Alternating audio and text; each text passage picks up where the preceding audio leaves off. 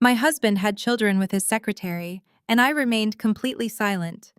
But during a routine medical checkup, the doctor looked at him and asked, "Hasn't your wife told you the truth yet?"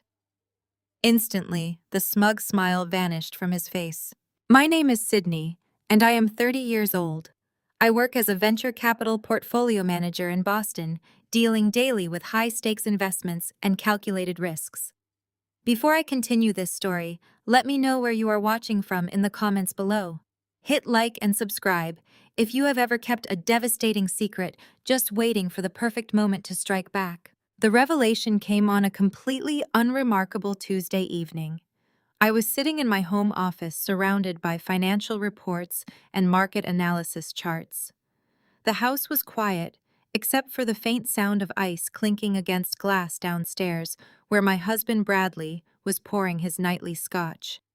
Bradley is 34 and serves as a vice president at a major media conglomerate.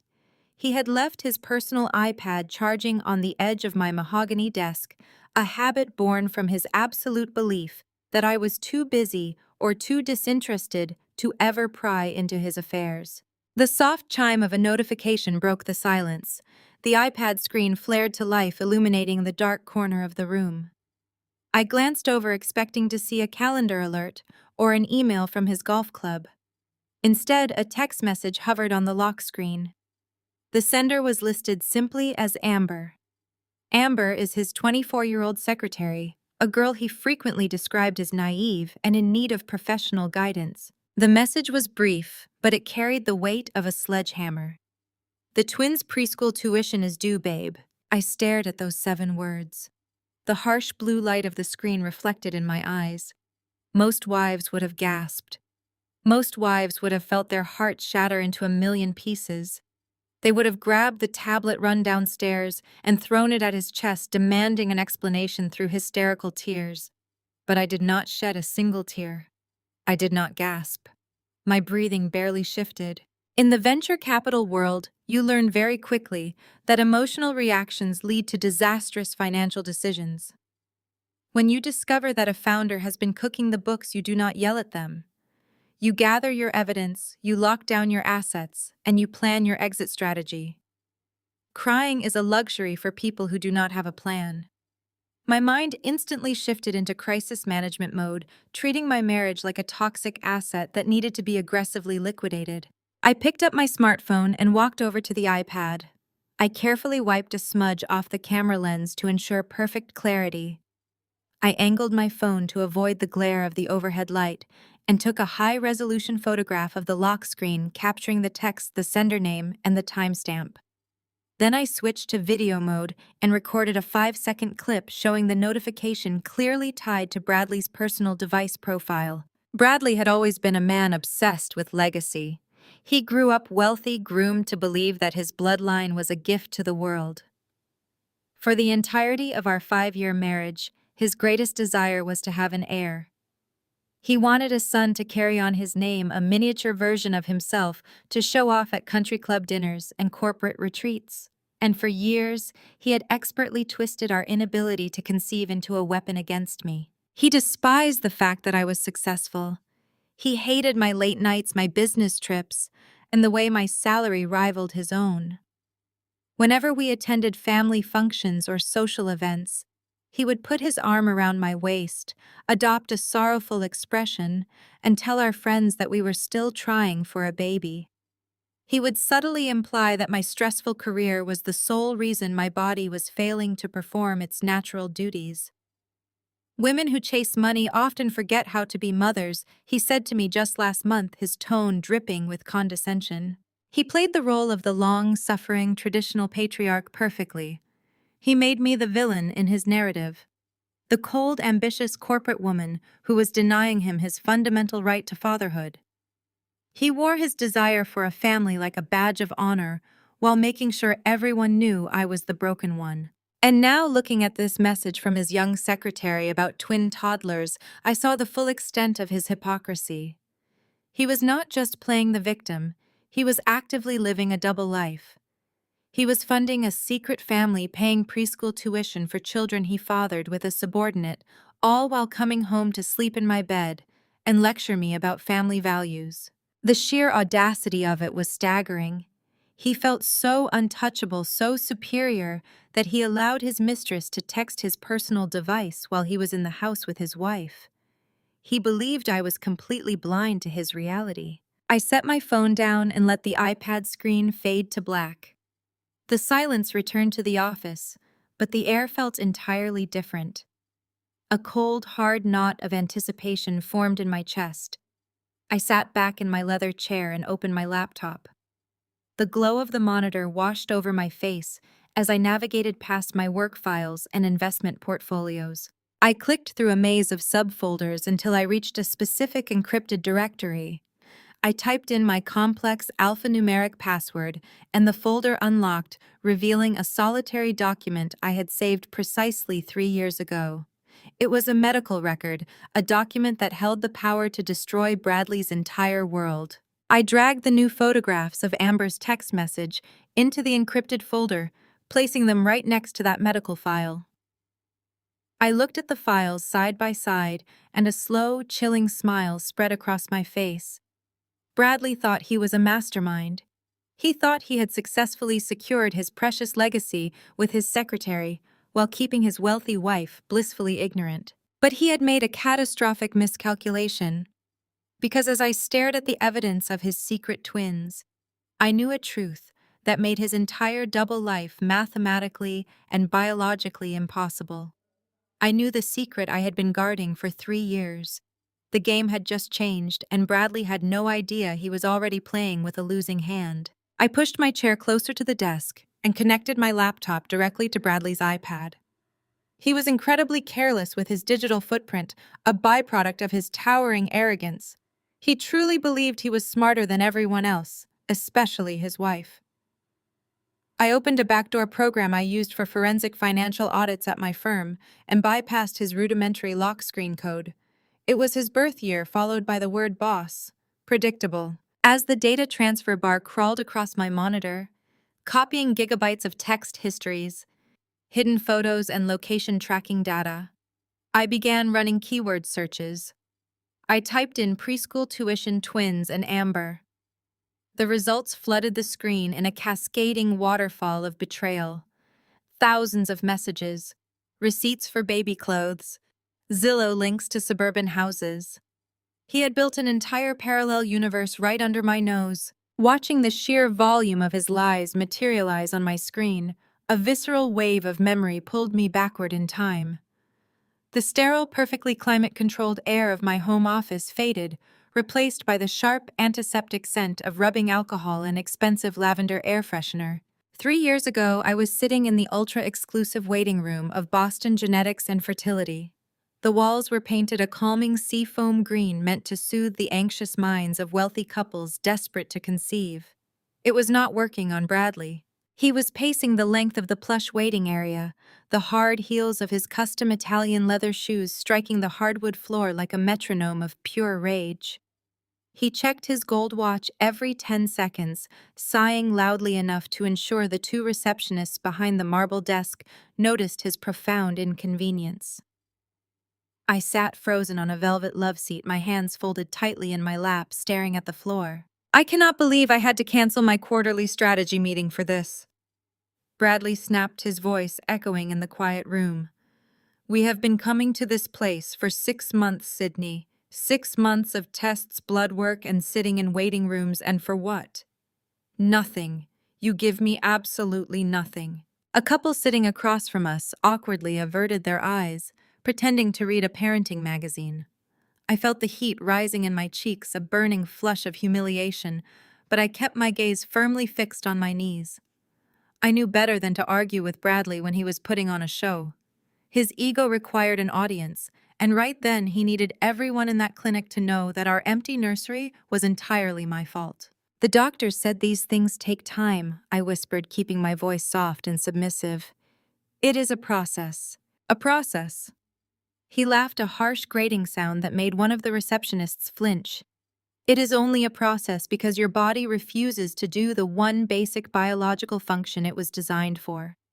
I told you years ago that your high-stress venture capital job was going to ruin your health. You work 80-hour weeks, you barely sleep, and now look at us. My parents ask me every single weekend when they are going to get a grandson, and I have to stand there and make excuses for my barren wife.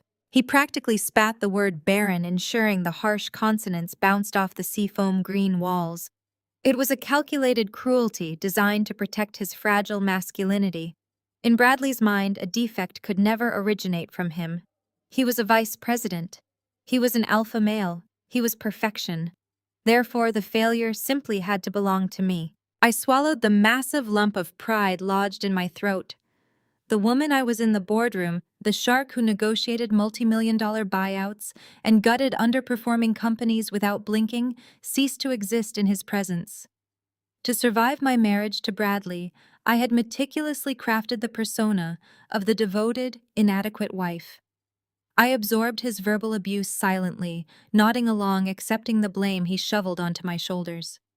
Fighting him in public only ever fueled his vindictive rage, and I needed to keep the peace. "I am sorry, Bradley," I murmured, letting my shoulders slump to complete the picture of a defeated woman. "I know how much you want a son.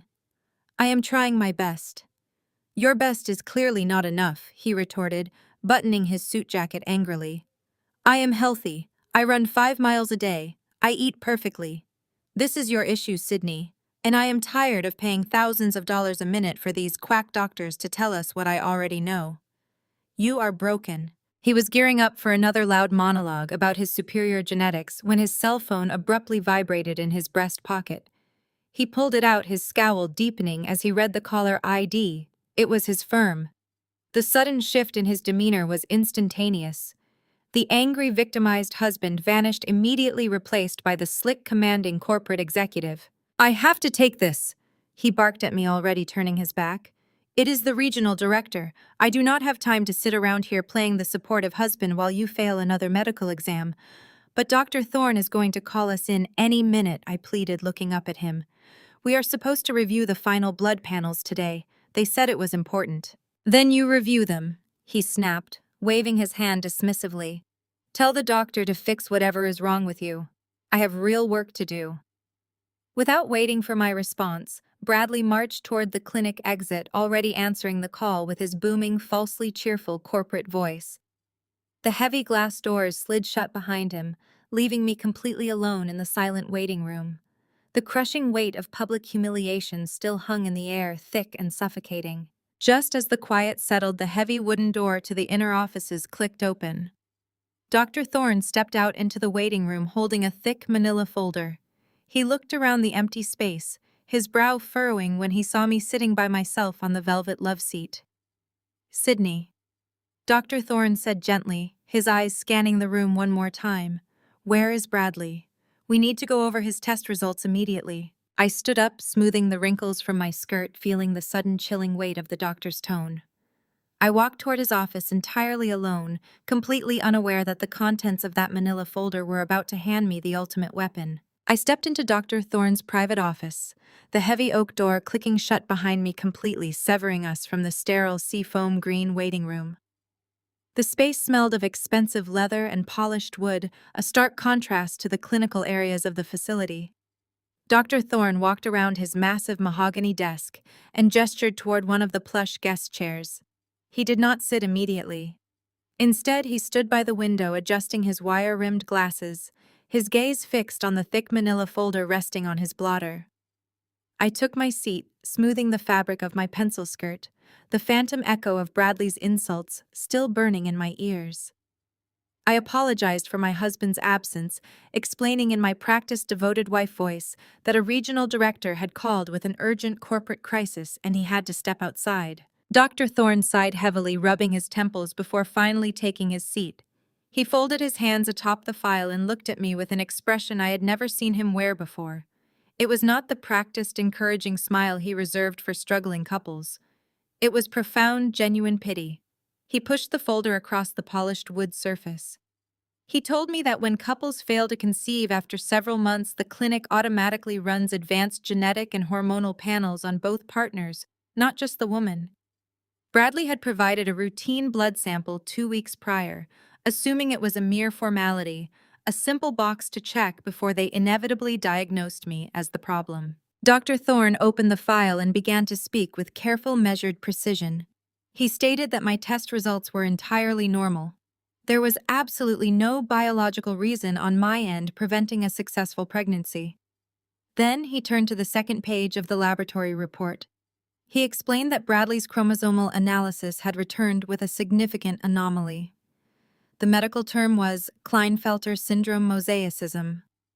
I sat perfectly still, the complex medical jargon floating over my head, until Dr. Thorne translated it into blunt, undeniable reality. Bradley carried an extra X chromosome in a portion of his cells. This genetic condition severely impacted testosterone production and, most crucially, sperm development.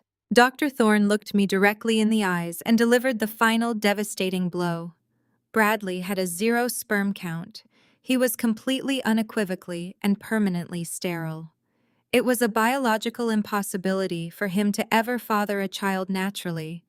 He had been completely sterile his entire life. The room seemed to spin. The echoes of Bradley's voice calling me broken, barren, and inadequate collided violently with the stark medical truth printed on the hospital letterhead. I was not the broken one. The man who had humiliated me in public, who had convinced his entire family that my career was destroying my fertility, was shooting blanks. Dr. Thorne offered to wait for Bradley to return to deliver the news in person, suggesting we schedule a joint counseling session to process the diagnosis. I politely declined, slipping the printed medical report into my designer handbag. I told the doctor I would handle the difficult conversation at home in private. I walked out of the clinic that day, passing Bradley, who was still shouting into his phone in the courtyard with the ultimate secret burning a hole in my purse. The sharp hum of my laptop cooling fan pulled me violently back to the present. The memory of that quiet clinic vanished, replaced by the dark, familiar shadows of my home office.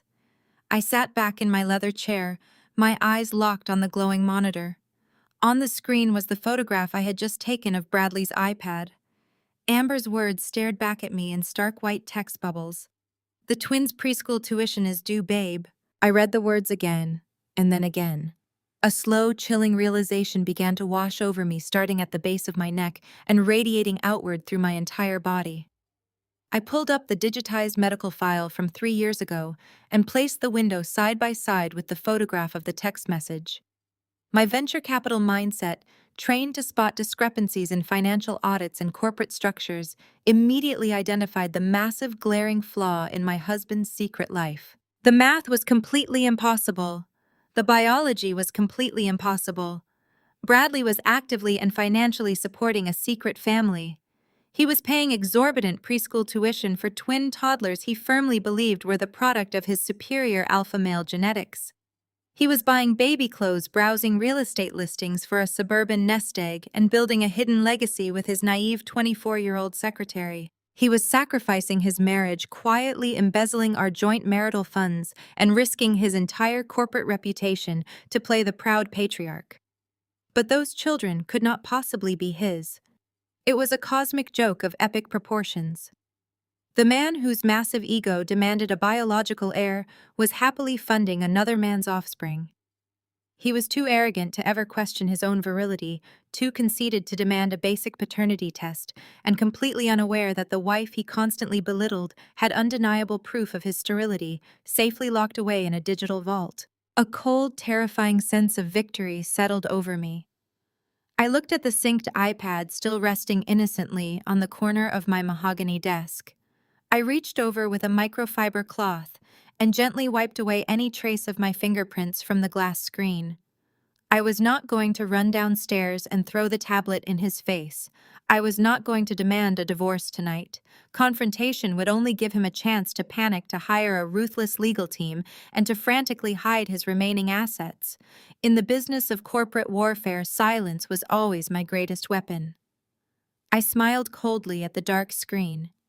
I was going to let him continue his delusion. I was going to let him invest every single ounce of his pride, his money, and his identity into those children. I would simply stand back and watch as he meticulously dug his own grave. 3 days later, my resolve was put to the ultimate test in the opulent private dining room of the Heritage, an exclusive downtown Boston restaurant. We were there to celebrate the 35th wedding anniversary of my in-laws, Patricia and Richard. The room was a suffocating display of old money wealth draped in heavy velvet curtains and illuminated by a massive crystal chandelier that cast fractured light across the pristine white tablecloth. Silverware clinked softly against fine china as the extended Blackwell family gathered to perform their favorite evening activity, which consisted entirely of praising their own bloodline while subtly tearing down anyone who married into it. I sat perfectly upright in my designer silk dress, offering polite smiles and measured nods. My mind, however, was still locked on the digital files safely hidden on my laptop. Patricia sat at the head of the table, dripping in diamonds that Richard had purchased to apologize for his various corporate indiscretions over the decades. She had always viewed me as an invasive species, a working-class girl who had somehow infiltrated their pristine aristocratic garden. She took a slow, deliberate sip of her expensive Pinot Noir and fixed her gaze directly on me. The table conversation immediately quieted down. Everyone knew the matriarch was preparing to strike. "Sydney, dear," Patricia began, her voice carrying a syrupy sweetness that failed to mask the venom underneath. "I read in the business journal that your venture capital firm closed another massive acquisition this week. You must be working simply exhausting hours." I placed my fork down and met her gaze. "We did close a significant deal, Patricia. It requires dedication, but the returns are well worth the investment." Patricia let out a high, breathy laugh that grated against my nerves. "Yes, well, I suppose some women are just wired that way.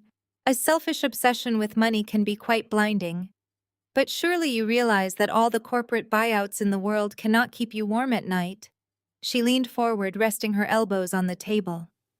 "When are you going to stop playing corporate shark and give this family what it actually needs? Richard and I are not getting any younger. We want grandson Sydney. We want an heir to carry on the Blackwell name.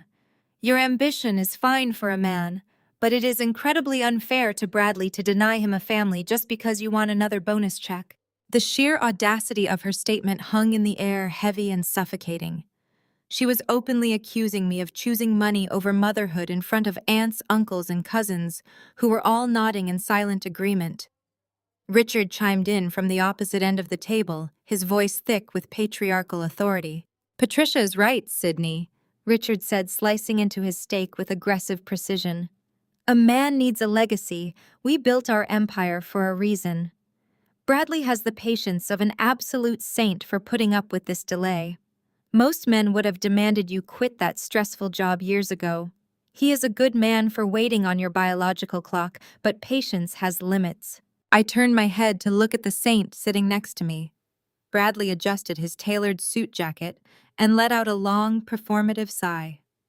He reached under the table and placed his hand over mine, squeezing my fingers in a display of faux solidarity. He looked at his parents with an expression of manufactured sorrow, playing the role of the martyred husband to absolute perfection. "Now, mother, father, let us not ruin the anniversary dinner," Bradley said, his voice thick with manufactured patience. "Sydney and I are trying. She is just very focused on her career right now, and the stress makes it difficult for her body to cooperate. We are working with the doctors. You just have to be patient with her." I looked at his hand resting on top of mine. I felt the warmth of his skin and the weight of his gold wedding band. A week ago, this entire exchange would have crushed my spirit. I would have felt the familiar sting of tears pricking my eyes. I would have internalized their cruel psychological abuse, believing that I was a failure of a wife. But tonight I felt absolutely nothing but cold hard amusement. I sat there absorbing their coordinated attacks while holding the most devastating trump card imaginable. They wanted a Blackwell heir. They wanted Bradley's superior genetics passed down to the next generation. They were sitting in a private dining room, wearing thousands of dollars worth of jewelry, mourning the loss of a legacy that was biologically impossible to achieve. Bradley was completely sterile. His body produced zero sperm. He had Klinefelter syndrome mosaicism, a fact he was either too stupid or too arrogant to comprehend. And the ultimate irony, The punchline to this sick joke was that Bradley was already draining his own bank accounts to pay preschool tuition for another man's children. He was funding a secret life with his young secretary Amber, genuinely believing those twins were his long-awaited heirs. He was sitting here defending my broken body to his parents while secretly playing daddy to bastards that shared absolutely 0% of his DNA. The urge to laugh was almost overpowering. I wanted to stand up, slam my hands on the table, and scream the truth until the crystal chandeliers shattered. I wanted to show Patricia the medical files. I wanted to show Richard the text messages from the secretary. I wanted to watch Bradley's arrogant, martyred face collapse as he realized he was the punchline. But I am a venture capitalist. I know the value of holding an asset until it reaches its absolute peak market value. Destroying him tonight would only ruin a dinner. I wanted to ruin his entire life. I squeezed Bradley's hand back, offering him a flawless, submissive smile. "You are right, darling," I said, keeping my tone perfectly measured.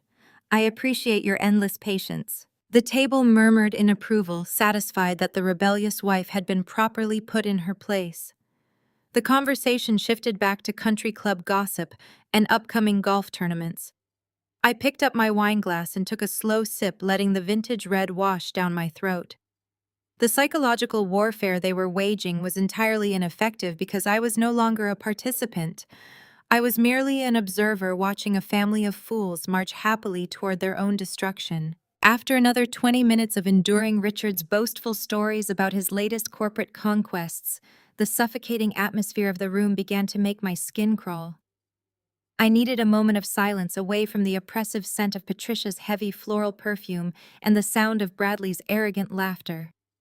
"If you will excuse me," I murmured, placing my napkin on the table. "I am going to step out to the restroom."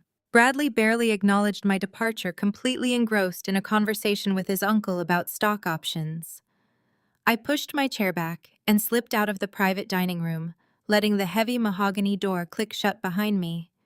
The main floor of the restaurant was a labyrinth of dimly lit corridors, secluded alcoves, and intimate seating areas, designed to offer maximum privacy to Boston's elite. I navigated the plush, carpeted pathways, the ambient jazz music masking the sound of my footsteps. As I approached the hallway leading to the restrooms, I paused. The restaurant featured several semi-private booths tucked away behind decorative frosted glass partitions. Through a slight gap in one of the partitions, a flash of bright blonde hair caught my eye. I stopped instantly, my senses going on high alert. I stepped back into the shadows of a decorative pillar and peered through the narrow opening. Sitting in the secluded booth, picking at an expensive plate of seafood, was Amber, Bradley's 24-year-old secretary, the mother of the twins. She was dressed in a designer cocktail dress that she absolutely could not afford on a corporate assistant's salary. She was nursing a glass of champagne, her eyes constantly darting toward the main entrance of the dining area, as if she was waiting for a specific signal. She was not supposed to be here. This was a highly exclusive restaurant on a Saturday night, a place that required reservations months in advance. Her presence in a private booth mere yards away from my in-laws' anniversary dinner was a statistical impossibility. It was not a coincidence. I pressed my back against the cold stone pillar, my heart rate remaining perfectly steady, as my mind began to rapidly calculate the variables. Amber handled Bradley's entire schedule. She knew exactly where he would be tonight. She knew exactly who he would be with. Yet here she was, dining alone in the shadows of the very same establishment. The cold knot of anticipation in my chest tightened. The game was far more complex than a simple workplace affair. There were moving parts I had not yet identified. I watched her take another nervous sip of her champagne, and I knew with absolute certainty that the night was far from over. I remained pressed against the cold stone pillar, my breathing perfectly controlled as I watched Amber through the narrow gap in the frosted glass. She checked her phone, her manicured thumbs swiping rapidly across the screen, before looking up with a sudden nervous energy. She grabbed her designer clutch, slid out of the secluded booth, and began walking quickly toward the corridor leading to the ladies' lounge. My mind calculated the distance and timing. I waited exactly 10 seconds before stepping out of the shadows and following her down the dimly lit hallway. The transition from the bustling main dining floor to the restroom area was marked by a sudden drop in ambient noise. The Heritage boasted an exceptionally lavish ladies' lounge complete with velvet seating areas, gilded mirrors, and heavy mahogany doors that sealed away the outside world. I pushed the door open just enough to slip inside without making a sound. The lounge was currently empty of other restaurant patrons, but I could hear the sharp click of heels on the marble floor near the vanity counters.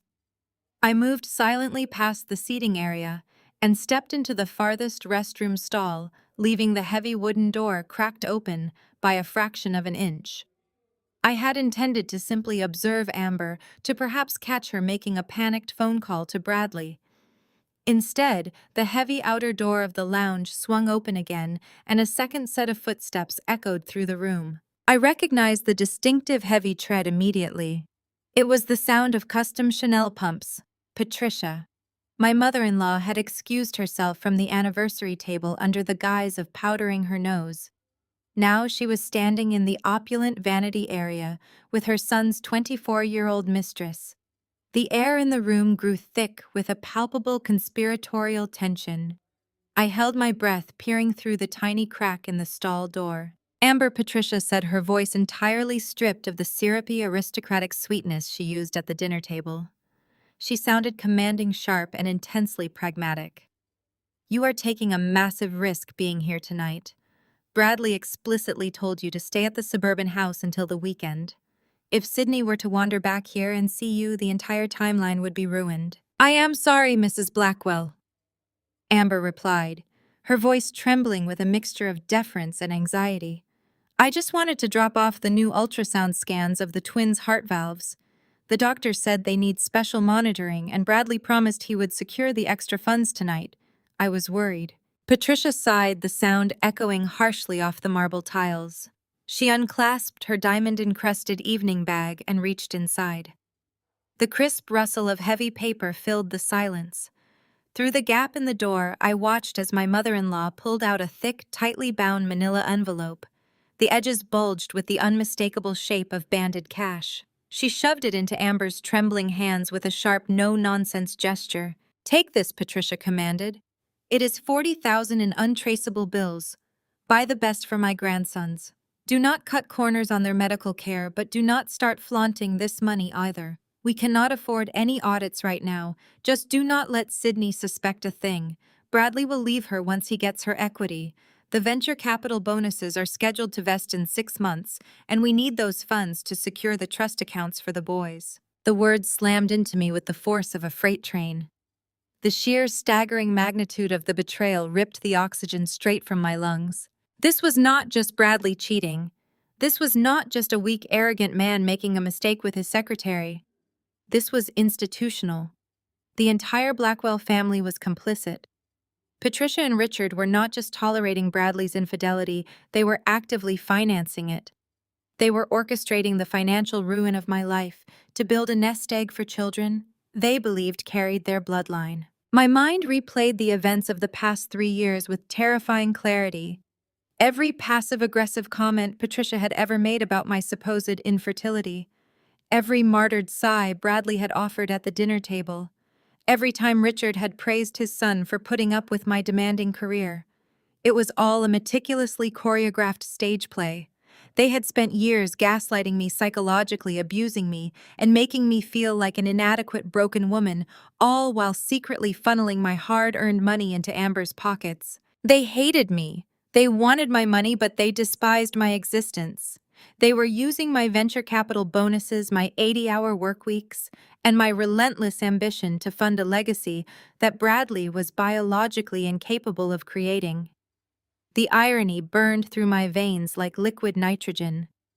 Patricia was currently handing over $40,000 to ensure the health of grandsons who shared absolutely none of the precious Blackwell DNA. The rage that bloomed inside my chest was magnificent. It was not a fiery, uncontrollable anger. It was an icy, calculating fury that sharpened my focus to a razor's edge. I was standing in a bathroom stall listening to my mother-in-law plot the theft of my equity, and I felt nothing but a profound, chilling sense of power. They thought they were playing a grand game of chess, maneuvering the naive, infertile wife off the board to claim her resources. They did not realize they were dancing on a landmine that I had armed 3 years ago. I took a slow, deep breath, letting the icy composure of my corporate training take total control. I pushed the heavy stall door open. It swung outward with a loud, definitive creak that shattered the conspiratorial silence of the vanity lounge. Patricia whipped around her face, instantly draining of all color. The thick envelope of cash slipped from Amber's hands, hitting the marble counter with a heavy thud. Both women froze, their eyes wide with absolute, unadulterated terror. They looked like deer caught in the headlights of a semi-truck. Patricia's mouth opened, but no sound came out. The aristocratic matriarch was rendered completely mute, paralyzed by the sudden materialization of her worst nightmare. I did not scream. I did not demand to know what was in the envelope. I did not throw a single accusation. I simply walked past them, my heels clicking rhythmically on the floor. I stepped up to the gold-plated sink situated directly next to Patricia. I turned the brass handle, letting the warm water run over my hands. I dispensed exactly 2 pumps of the expensive lavender soap, lathering my fingers with meticulous, unhurried precision. The silence in the room was so profound, I could hear the frantic, shallow breathing of the 24-year-old mistress standing to my left. I rinsed my hands, turned off the tap, and pulled a linen towel from the silver dispenser. I dried my skin thoroughly, my movements smooth and deliberate. Finally, I turned to face my mother-in-law. I looked at her pale, terrified face, and then I let my gaze drop to the thick envelope of cash resting on the marble counter. I looked back up at Patricia, flashed her a polite, flawlessly pleasant smile, and tossed the linen towel into the brass wastebasket. "Enjoy the rest of the anniversary dinner, Patricia," I said, my voice dripping with casual, effortless grace. "I will see you back at the table." I turned on my heel and walked out of the restroom lounge, leaving the two of them suffocating in the wreckage of their own panic, acting as if I had heard absolutely nothing at all. I endured the remaining hour of the anniversary dinner with the poise of a seasoned diplomat, negotiating a peace treaty with hostile combatants. The sheer force of will it took to return to that table to sit beside Bradley and smile politely as Patricia raised her glass to toast the enduring strength of family loyalty was monumental. Bradley drank his expensive scotch, completely oblivious to the radioactive bomb ticking quietly beside him. Patricia spent the rest of the evening avoiding my gaze, her hands trembling ever so slightly every time she lifted her water glass. I ate my pan-seared sea bass, smiled at Richard's stale corporate anecdotes, and played the perfect oblivious wife until the valet finally brought our car around. The next morning, the second Bradley walked out the front door for his sacred Saturday golf game. I grabbed my keys and drove straight to the Seaport District. I needed allies. I needed the one sanctuary where the suffocating influence of the Blackwell family held absolutely no power. The private elevator doors slid open, depositing me directly into the foyer of my brother's ultra-modern penthouse. The space was a breathtaking masterpiece of contemporary minimalist design, featuring floor-to-ceiling windows that offered a sweeping panoramic view of the Boston Harbor. Everything was brushed steel-polished concrete and stark white quartz. It smelled of dark roast espresso and cedarwood. The apartment was the exact aesthetic opposite of the heavy, oppressive mahogany and velvet environment of my in-laws. Just breathing the air here felt like a mandatory psychological detox. Mitchell. My 32-year-old brother was standing at the massive kitchen island. He was a brilliant software developer who had sold his first tech startup right out of college. He was currently wearing perfectly worn-in sweatpants and a vintage band shirt, idly typing code on a multi-monitor setup while waiting for the espresso machine to finish its cycle. Across the room, reviewing a digital brief on her tablet, was his wife, Simone. Simone was 32, breathtakingly striking, and possessed an intellect so sharp it should require a concealed carry permit. As a black corporate litigator at one of Boston's most ruthless and prestigious downtown law firms, she made her living dismantling arrogant, powerful executives for sport. She was highly analytical, fiercely protective of her inner circle, and utterly lethal in a courtroom. She was exactly the person I needed in my corner. I walked straight to the white quartz kitchen island, completely ignoring Mitchell's cheerful morning greeting. I unzipped my leather tote bag and pulled out a thick, heavily bound dossier I had meticulously compiled late last night.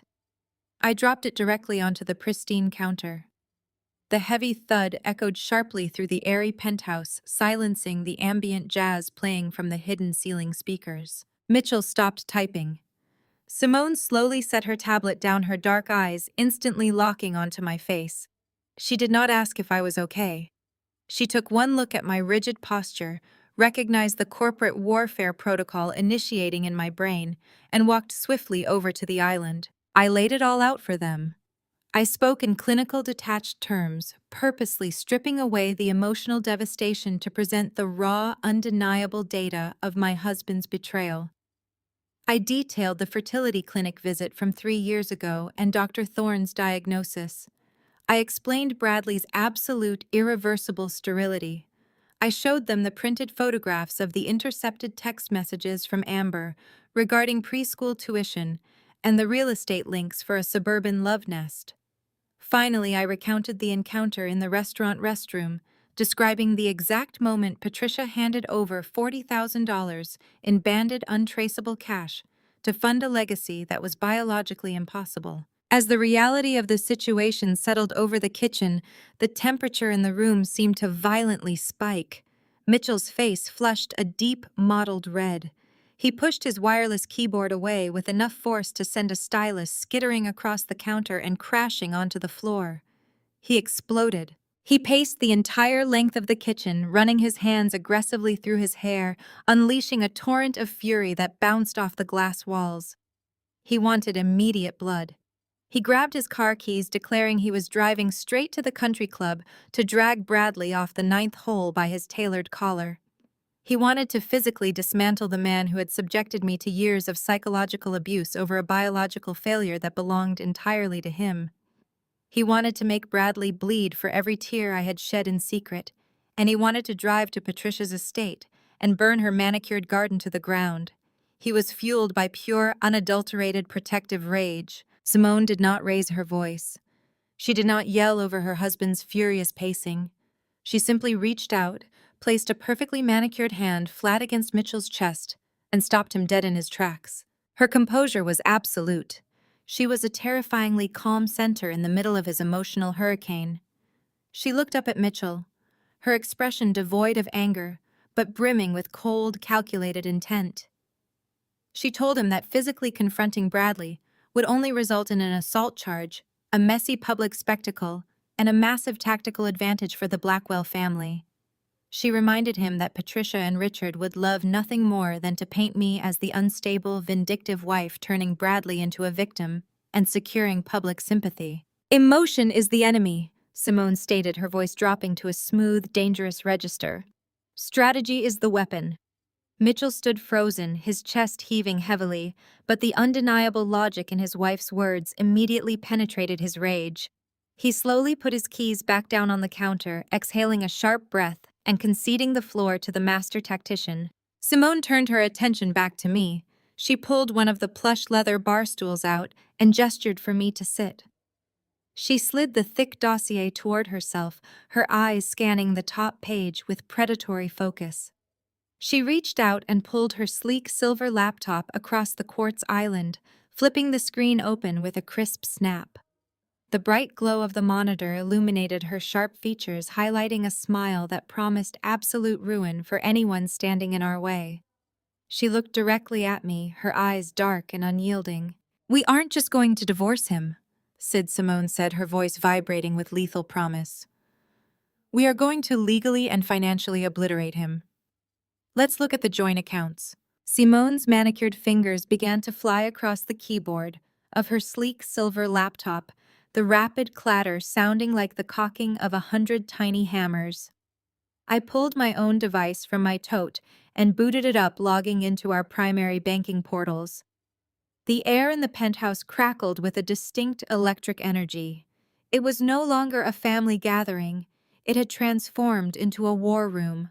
I laid out the joint checking and savings accounts, the shared investment portfolios, and the household expense ledgers. At first glance, everything appeared relatively normal. Bradley was a vice president of a major firm, and his income was substantial, masking any immediate glaring discrepancies.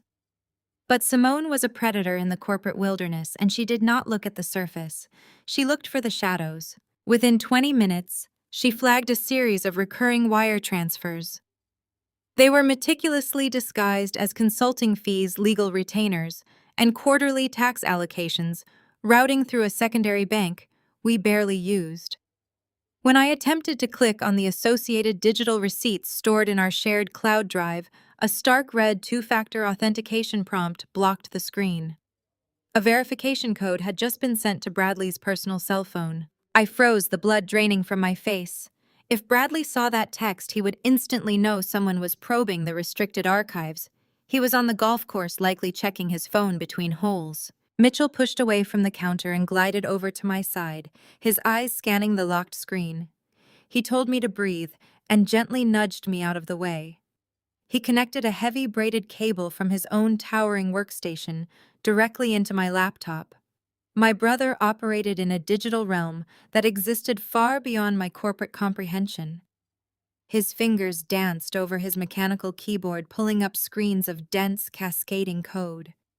He explained in a low, rapid murmur that Bradley was notoriously lazy with his digital hygiene. They shared a family cellular plan, which meant Mitchell had administrative access to the carrier's back end. In less than 3 minutes, Mitchell had intercepted the SMS verification protocol, rerouted the code to his own secure server, and bypassed the prompt entirely. Bradley's phone never even buzzed. The cloud drive cracked open like a breached vault. The files spilled out onto our screens, a digital paper trail of breathtaking audacity. Simone leaned in, her dark eyes reflecting the harsh blue light of the monitor. She began opening tax forms and incorporation documents, her legal mind instantly untangling the complex web Bradley had woven. He had not just opened a secret checking account. He had constructed a sophisticated labyrinth of shell companies. Limited liability corporations with vague, innocuous names like Apex Holdings and Zenith Management were acting as funnels. Simone traced the money with surgical precision.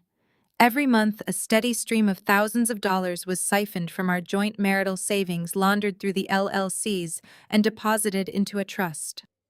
I watched the numbers tally up, feeling a sickening knot tighten in my stomach. The destination of these laundered funds was not an offshore account or a hidden luxury car, it was real estate. Simone pulled up a property deed registered in Middlesex County. It was a sprawling 5-bedroom suburban house complete with a massive backyard, a renovated chef's kitchen, and a custom-built nursery.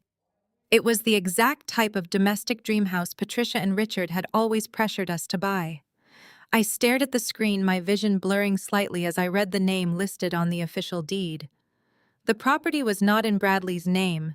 It was not in the name of a trust. The house was owned outright, entirely and exclusively by Amber. Bradley had used my hard-earned money, the wealth I had built through grueling 80-hour weeks and ruthless venture capital negotiations, to pay the massive down payment. He was actively using our joint funds to cover the exorbitant monthly mortgage. The sheer scale of the parasitism was staggering. The conversation I had overheard in the restaurant restroom echoed in my mind. Patricia handing over $40,000 in cash. Her command to buy the best for her grandsons. Her chilling remark about waiting for my venture capital bonuses to vest in 6 months. The puzzle pieces locked together with a sickening audible snap. This was never just about a fragile male ego seeking a biological heir he could not produce. It was a coordinated, systematic financial bleeding. Bradley and his parents knew exactly how lucrative my upcoming equity payouts were going to be. My firm was poised to distribute historic bonuses at the end of the fiscal year. They were keeping me docile, gaslighting me into believing I was the problem in our marriage, all to ensure I remained in the union long enough for those funds to clear. Bradley was planning to drain my life's work to secure a golden, opulent future for his fake heirs and his naive mistress, leaving me completely destitute the moment the ink dried on the transfer. I gripped the edge of the quartz counter, my knuckles turning white. The woman I was, the devoted, apologetic wife, died completely in that exact moment. There was no sadness left, only a vast, freezing wasteland of calculation. Simone suddenly went completely rigid beside me. The rhythmic clicking of her mouse stopped. She leaned closer to her screen, her jaw setting into a hard, unforgiving line. She did not speak for a long moment, simply reading the contents of a newly discovered document that had been buried deep within a subfolder labeled under a generic project name. She turned the sleek silver laptop around, sliding it across the polished stone until the screen faced me directly. Her dark eyes met mine, and the absolute lack of emotion in her voice sent a tremor down my spine. Mitchell leaned over the quartz island, his eyes scanning the digital loan application. He immediately began issuing rapid-fire directives. He told me we needed to call the bank at dawn, place a hard freeze on my credit lock, down the deed to the house, and immediately change the passwords to every financial portal we possessed. He was entirely ready to initiate a scorched earth protocol to slam the heavy iron gates shut before Bradley could siphon another dime. Simone did not agree. She reached out and smoothly closed her laptop, cutting off the glaring light of the screen. She looked at her husband, and then at me, her expression as calm and unreadable as a frozen lake. She explicitly forbade Mitchell from executing any defensive maneuvers. She explained with the terrifying cold pragmatism of a seasoned corporate litigator that blocking the HELOC was the absolute worst strategic move we could make. If we froze the credit or locked the deed, Bradley would instantly know his cover was blown. A panicked, desperate man with his back against the wall was dangerous. If we stopped the primary heist, he would simply pivot. He would quietly liquidate the 401k accounts, drain the remaining checking balances, sell off shared assets, and scramble his remaining funds into offshore shell corporations before any family court judge could issue a binding injunction. Simone steepled her fingers and outlined a far more brutal counteroffensive. We were not going to stop Bradley from taking the loan. We were going to hold the door wide open for him, let him walk straight into the vault, and then lock him inside. She explained that the bank would inevitably require my signature to process a line of credit of this magnitude against a jointly owned property. Bradley would need me to sign a standard spousal consent form acknowledging the encumbrance. He was counting on my perpetual exhaustion, assuming I would blindly scribble my name on whatever banking boilerplate he shoved under my nose between my conference calls. Simone declared that we were going to use his towering underestimation of me to forge the perfect legal trap. We would let him take the money, but we would fundamentally and irrevocably alter the liability. Simone stood up, retrieved a fresh cup of espresso, and walked over to her primary workstation. I watched in absolute silence as she went to work. She was a master artisan crafting a lethal weapon. She opened a blank legal template and began to type with frightening speed, generating a document that completely mimicked the standard layout font and margins of a major banking institution's consent form. But the content she was embedding within those mundane paragraphs was anything but standard. It was a highly complex, aggressive post-nuptial addendum, heavily cloaked in the densest, most impenetrable legal jargon imaginable. Simone buried the lethal mechanism deep within the third page, burying it under blocks of tedious text about interest rates and amortization schedules. She drafted a series of clauses stipulating that any debt acquired under false pretenses or any funds dispersed to non-marital beneficiaries instantly became the sole unshielded personal liability of the primary signing party. Furthermore, the document explicitly waived Bradley's right to use any marital assets to satisfy the debt if a breach of marital fidelity or financial disclosure was discovered. By signing it, he would completely sever me from the loan, absorbing 100% of the financial risk while simultaneously surrendering his right to our shared assets in a divorce. It was a masterpiece of legal warfare.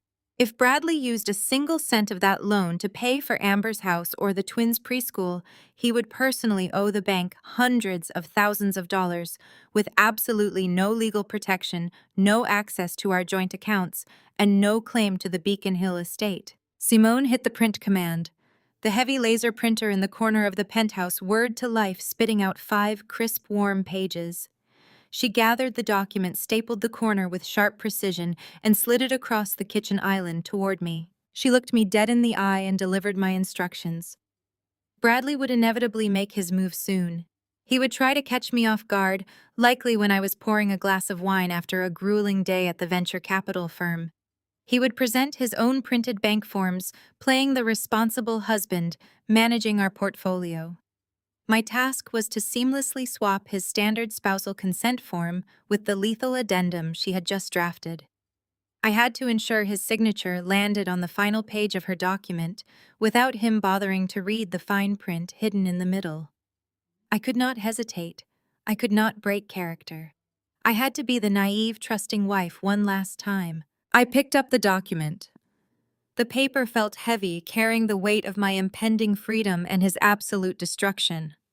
I slipped the trap into a manila envelope and slid it securely into my leather briefcase. The drive back to Beacon Hill was a blur of neon streetlights and dark, empty roads. The interior of my car was silent save for the rhythmic hum of the tires against the asphalt. My mind was remarkably clear, completely purged of the grief and humiliation that had plagued me for the past 3 years. I parked in the driveway and sat in the quiet darkness of the car for a long moment, staring at the front door of the home I had paid for.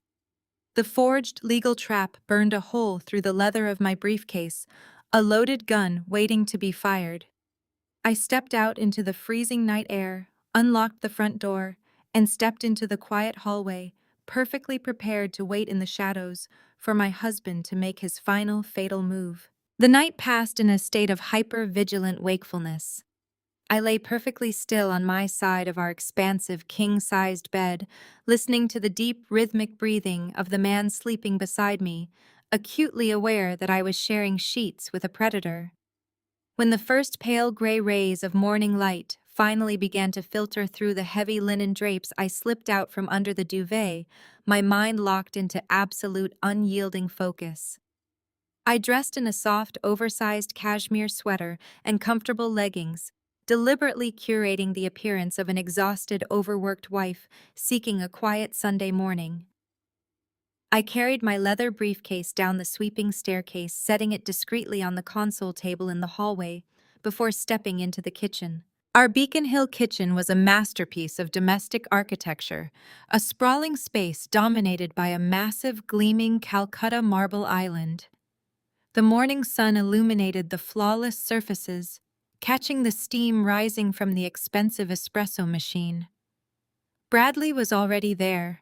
He was freshly showered, smelling faintly of his signature sandalwood cologne, dressed in comfortable but tailored weekend clothes. He sat at one of the leather bar stools, sipping from a ceramic mug and scrolling idly through the financial news on his tablet. He looked every inch the responsible, successful master of the estate, completely at ease in the wealthy sanctuary he was currently plotting to steal from me. I poured myself a cup of dark roast coffee and leaned against the counter opposite him, wrapping both hands around the warm mug. I offered him a soft, tired smile. Bradley looked up, his eyes quickly assessing my posture, my bare face, and my relaxed demeanor. He took the bait instantly. He set his tablet down face down on the cold marble, folded his hands together, and deployed his most charming, reassuring smile. It was the exact same devastatingly sincere smile he had used to propose to me 5 years ago. "You work too hard, Sid," he began, his voice dropping to a smooth, velvety register brimming with manufactured empathy. "I was watching you sleep last night. You look exhausted. The partners at the venture capital firm are bleeding you dry. 80-hour weeks are not sustainable for anyone, let alone someone carrying the kind of portfolio you manage." I sighed, dropping my gaze to my coffee mug, playing the part of the vulnerable, overwhelmed corporate warrior. "It has been a brutal quarter," I admitted softly, injecting just the right amount of defeat into my tone. "But the equity payouts are vesting soon. I just need to push through." Bradley stood up, walked around the marble island, and wrapped his arms around my shoulders, pressing a gentle kiss to the top of my head. "You shouldn't have to push through anymore," he murmured, holding me close while he prepared to twist the knife. I have been doing a lot of thinking about our future, Sid. About our portfolio, our timeline, and what we really want out of life. I want to take the burden off your shoulders. He stepped back, keeping his hands warmly on my arms, looking deeply into my eyes. He launched into the ambush with the polished grace of a seasoned salesman. He told me about a supposed ground floor opportunity, a once-in-a-lifetime startup investment spearheaded by a consortium of his most trusted elite collegiate alumni. He used all the correct venture capital buzzwords, spinning a masterful, complex web of projected quarterly returns, disruptive market algorithms, and guaranteed explosive growth, while keeping the actual operational details deliberately opaque. "It is a sure thing, Sid," he promised, his eyes shining with counterfeit excitement. "The returns will be astronomical within 18 months. It is enough to completely secure our financial independence. It is enough so that you can finally resign from the firm. You can leave that toxic environment behind, focus entirely on your health, and we can finally focus on starting our family without any stress hanging over us." The sheer staggering sociopathy required to weaponize my medical trauma hit me with the force of a physical blow. He was using the agonizing, documented reality of my infertility as emotional leverage. He was dangling the phantom promise of a child he knew we could never conceive to manipulate me into funding a literal house for his pregnant 24-year-old mistress. The urge to grab the heavy ceramic coffee mug and shatter it across his flawlessly handsome face was nearly blinding. Instead, I summoned every ounce of corporate discipline I possessed. I forced a sheen of genuine tears to well up in my eyes. I reached out my hands, trembling ever so slightly, and grasped his fingers. "That sounds incredible, Brad," I whispered, my voice thick with feigned emotion. "I am just so tired. Do you really think this could work? Do you really think I could step away?" "I know it will," he stated with absolute unwavering conviction. He released my hands and walked briskly over to his leather messenger bag resting on the dining table. He pulled out a thick navy blue folder and brought it back to the marble island, laying it out between us. "The startup needs a massive capital injection by the end of the business week to secure our equity tier. I do not want to touch our liquid market investments right now. The penalties would kill our momentum. But we are sitting on millions in dormant equity in this house. I have already drafted an application for a home equity line of credit. It is a simple bridge loan. We leverage the house for 6 months, buy into the startup, and pay off the HELOC completely the second your firm bonuses vest in the winter. We risk nothing, and we gain everything." He opened the folder, revealing the pristine, professionally printed bank documents. "I need your signature on the primary spousal consent forms, since your name is on the original deed," he explained casually, tapping a manicured fingernail against the bottom of the page. "It is just banking boilerplate. Standard liability acknowledgement." I looked at the documents, my heart hammering a frantic, deafening rhythm against my ribs. I nodded slowly, wiping a fake tear from my cheek. "You are brilliant, Brad," I said, offering him a look of absolute trusting adoration. "You always know exactly how to take care of us. Let me just grab my favorite pen from my bag." I turned my back on him, walking with measured, unhurried steps out of the kitchen and into the hallway. I unclasped my leather briefcase. My hands were remarkably steady as I bypassed my pen case and retrieved the manila envelope containing Simone's masterpiece. I pulled out the 5 pages of the heavily jargoned lethal post-nuptial addendum. I took a slow, deep breath, letting the icy reality of my impending retaliation freeze the remaining adrenaline in my veins. I walked back into the sunlit kitchen, holding the documents casually against my side. Bradley had already signed his name on the initial application lines and was waiting patiently by the island. I stepped up beside him, setting my paperwork down directly next to his blue folder. "I am completely on board with the bridge loan," I said, keeping my tone light, breezy, and entirely conversational. "But you know how suffocating the compliance officers at my venture capital firm have become lately. Because I am a senior partner, any major leveraging of my primary residential assets trips an internal audit wire. It is ridiculous, but I have to follow protocol to protect my upcoming bonus structure. I smoothly slid Simone's modified paperwork across the cool marble island, positioning it directly in front of him. They just need you to sign this standard asset protection waiver. I lied, effortlessly tapping the final signature line on the deadly third page. It is just routine corporate boilerplate stipulating that my firm holds no liability for external market investments. It satisfies the compliance board and keeps the auditors entirely out of our personal business. Just sign the back page and I will sign your bank consent forms right now. Bradley glanced down at the dense packet of paper I had just pushed across the marble island. He picked it up, weighing it in his hand, a slight frown creasing his forehead. For a terrifying split second, I thought the sheer thickness of Simone's trap might trigger his corporate instincts. Instead, he simply chuckled, shaking his head with a patronizing smirk. He remarked that my firm's legal department was notoriously paranoid, but if a few extra pages of legalese made the compliance officers happy, he had no problem indulging them. He reached for his pen, ready to sign right there in the kitchen.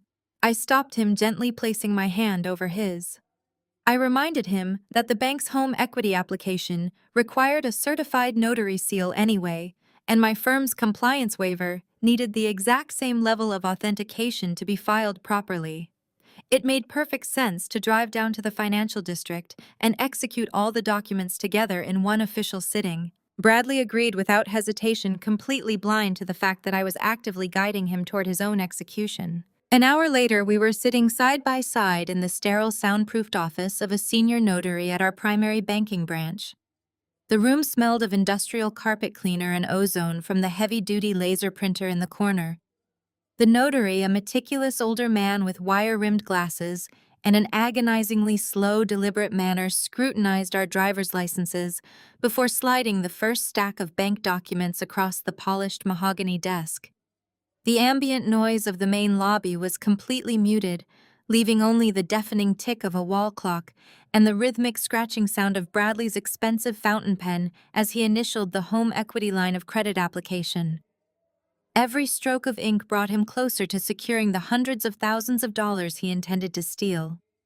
I signed the spousal consent forms exactly where indicated, playing my part flawlessly, handing over the equity of our Beacon Hill estate with the serene, oblivious smile of a perfectly submissive wife. Then the notary pushed Simone's post-nuptial addendum toward Bradley. The air in the small office instantly grew thick and suffocating. Bradley did not just flip to the signature line.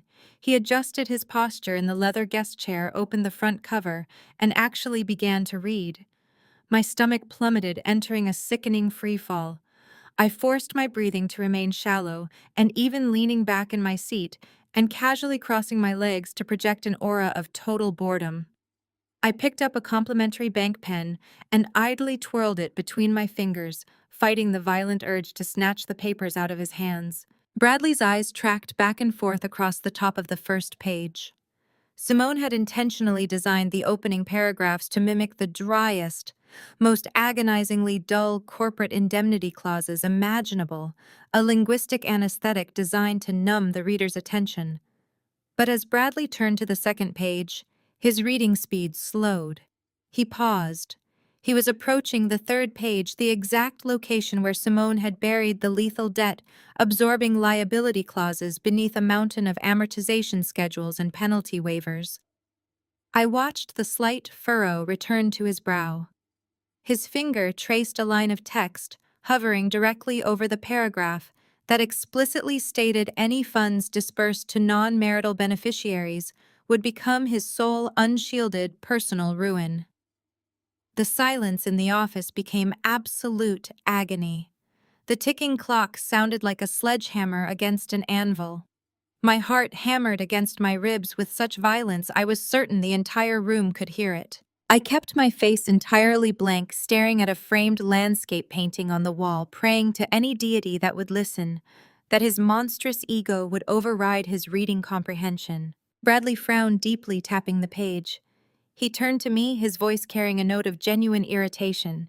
He pointed to the dense block of text, complaining that the phrasing was unnecessarily aggressive. He asked why my venture capital firm felt the need to include such convoluted stipulations regarding personal liability separation for a simple bridge loan. This was the precipice. I did not blink. I let out a long, exasperated sigh, rolling my eyes in a display of performative corporate fatigue. I told him the partners had recently lost a massive settlement because an executive's spouse had leveraged marital assets to fund a rival startup, and now the legal department was forcing everyone to sign these draconian, universally binding waivers just to cover their own backsides. I leaned in, dropping my voice to a conspiratorial whisper, and told him it was just terrified lawyers justifying their billable hours with meaningless jargon. I stroked his ego, reminding him that he knew better than anyone how corporate attorneys love to hear themselves talk in circles. The tension stretched for 3 agonizing seconds. Bradley looked from me to the document and back to me. His arrogance, the absolute certainty that he was the smartest person in any room, swelled to fill the space. He scoffed, a short, dismissive sound of pure executive superiority. He shook his head, muttering about the incompetence of overpaid compliance officers who did not understand basic venture capital momentum. He believed he was completely insulated, infinitely smarter than the lawyers who drafted the document. He did not read another word.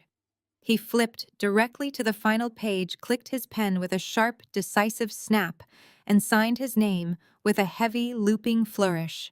The notary took the document, reviewed the signature, and brought down his heavy metal stamp.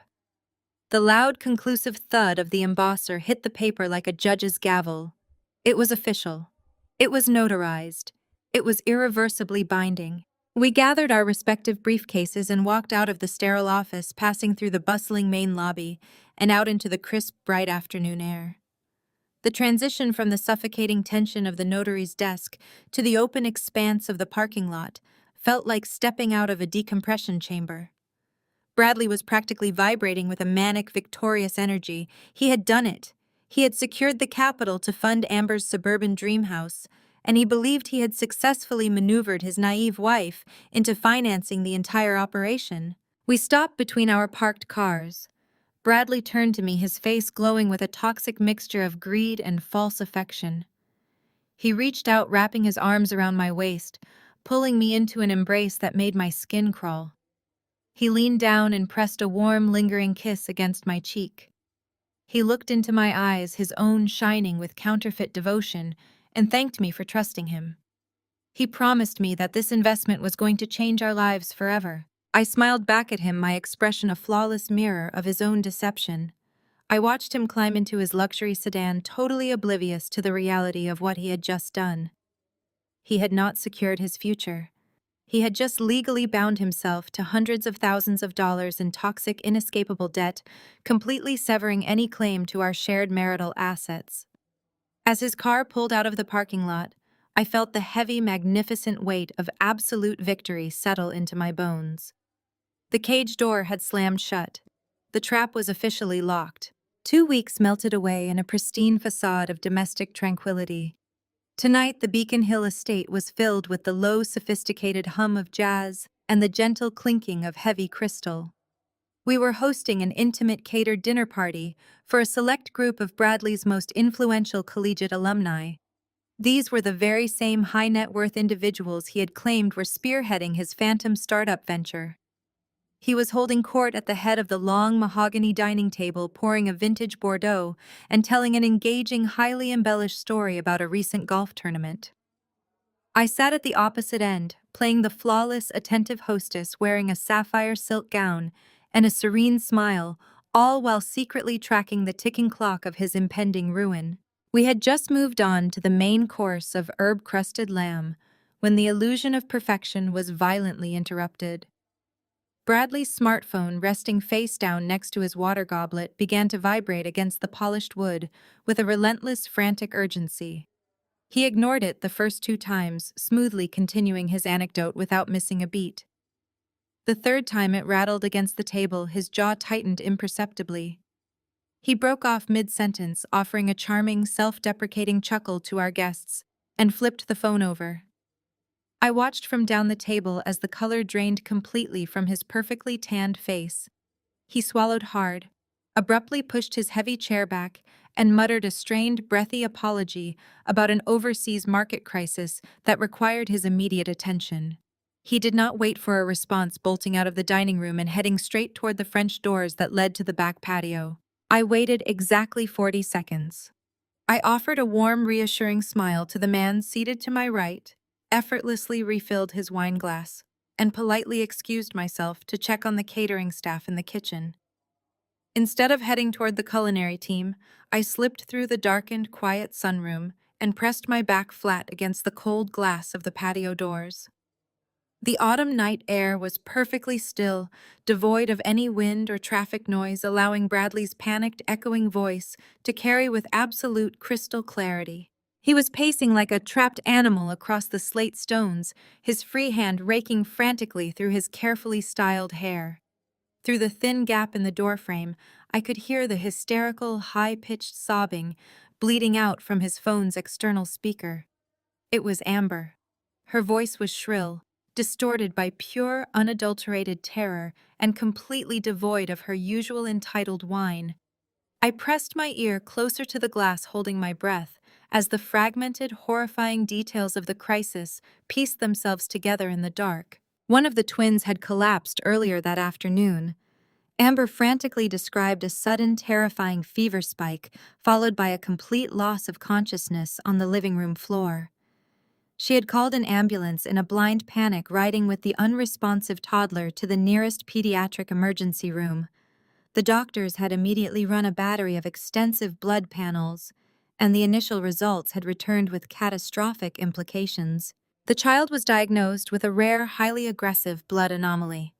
The pediatric hematologist was demanding an immediate, comprehensive genetic screening from both biological parents. They needed to establish a viable donor match for an emergency bone marrow and stem cell transplant. Time was a luxury they absolutely did not possess, and the medical team was pressuring Amber to produce the biological father for immediate tissue typing. Bradley stopped his frantic pacing. The suave, calculated manipulator who had seamlessly signed away his financial future in a notary's office 2 weeks prior vanished into the cold night air. In his place stood a desperate, fiercely protective man entirely consumed by a towering narcissistic hero complex. He gripped the phone so tightly his knuckles turned white under the patio lights and launched into a barrage of fierce, unwavering promises. He commanded Amber to stop crying, demanding that she stay strong for their family. He swore he would abandon his dinner guests, cancel his morning meetings, and drive straight to the medical center the second the sun came up. He explicitly, recklessly used the words that sealed his ultimate destruction. He vowed he would get his blood drawn the very next morning, promising to move heaven and earth to save his boy.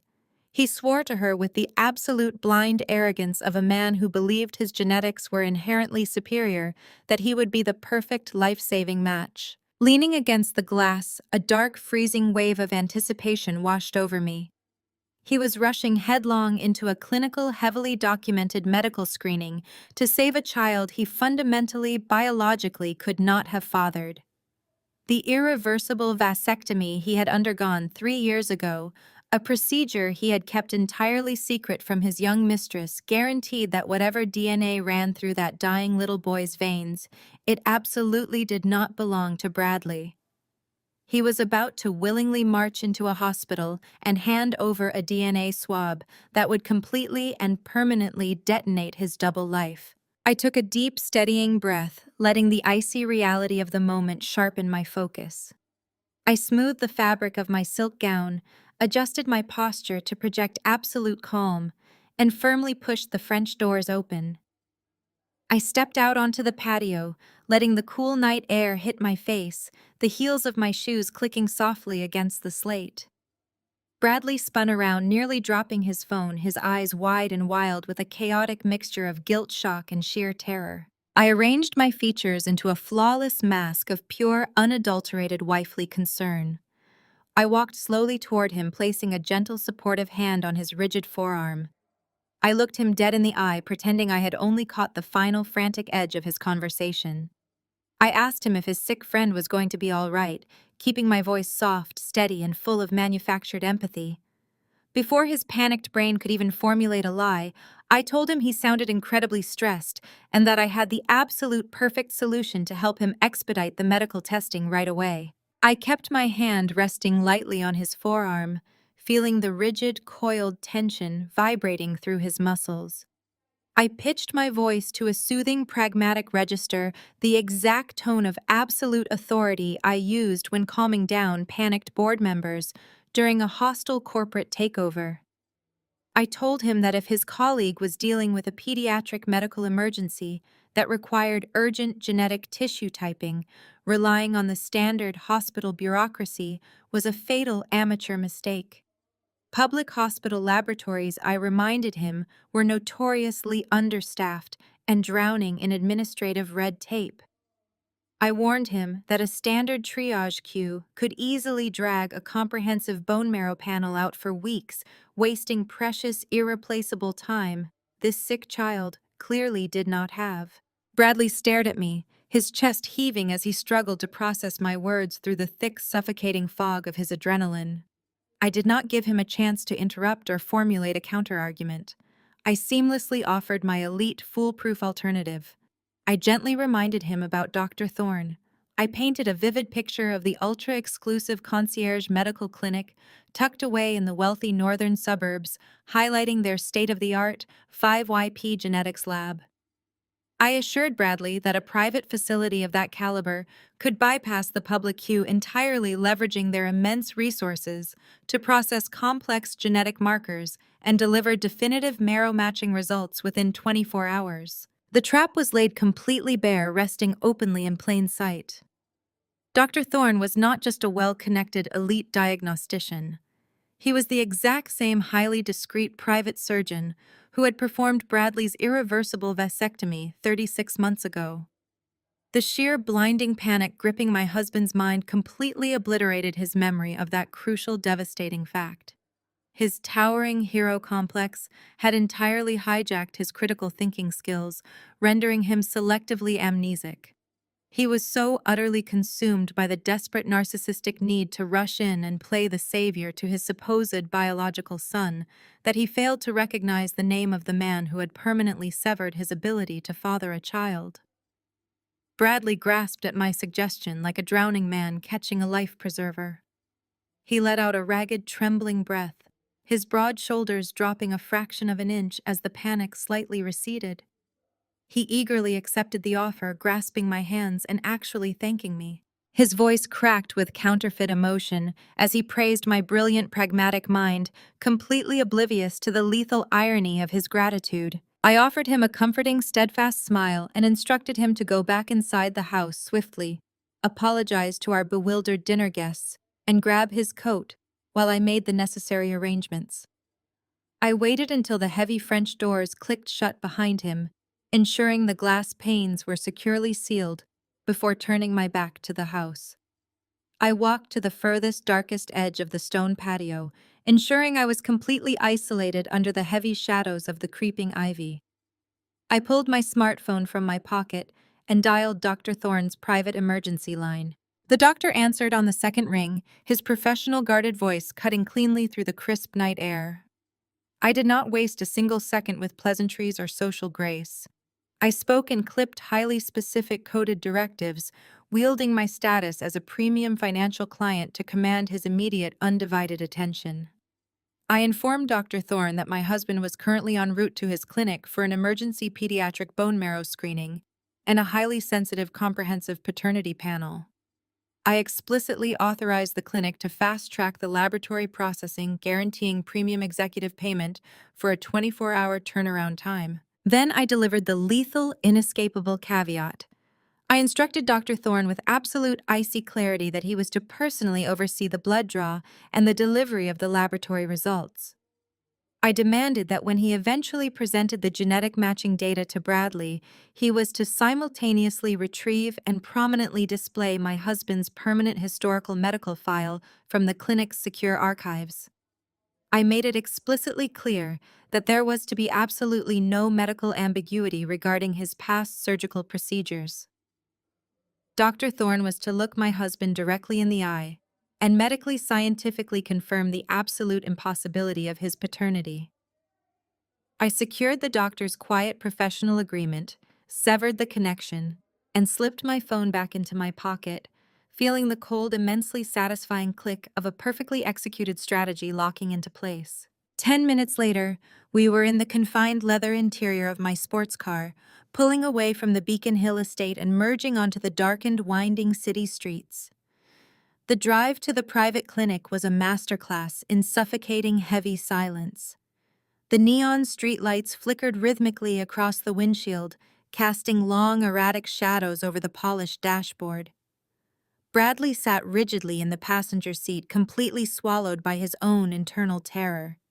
His knee bounced frantically against the glove compartment, a rapid, uncontrollable tremor of pure, unadulterated anxiety. He was sweating despite the cool climate control blowing through the vents, his manicured hands repeatedly clenching and unclenching in his lap. He was entirely trapped in his own desperate narrative, agonizing over the fate of a dying child he genuinely believed carried his legacy. I sat mere inches away from him, my hands gripping the leather steering wheel with relaxed, effortless control. The stark contrast between his unspooling panic and my absolute serenity was intensely intoxicating. The rhythmic hum of the high-performance tires against the asphalt felt like a heavy metronome ticking down to zero. I did not offer any false words of comfort or feign any further concern. I let him steep in his manufactured paternal dread, preserving my own energy for the impending fallout. My mind was remarkably clear, completely purged of the suffocating grief and humiliation that had plagued me for years. Every single mile we traveled brought him closer to a sterile, bright medical examination room where a highly trained physician would systematically dismantle his entire fraudulent existence.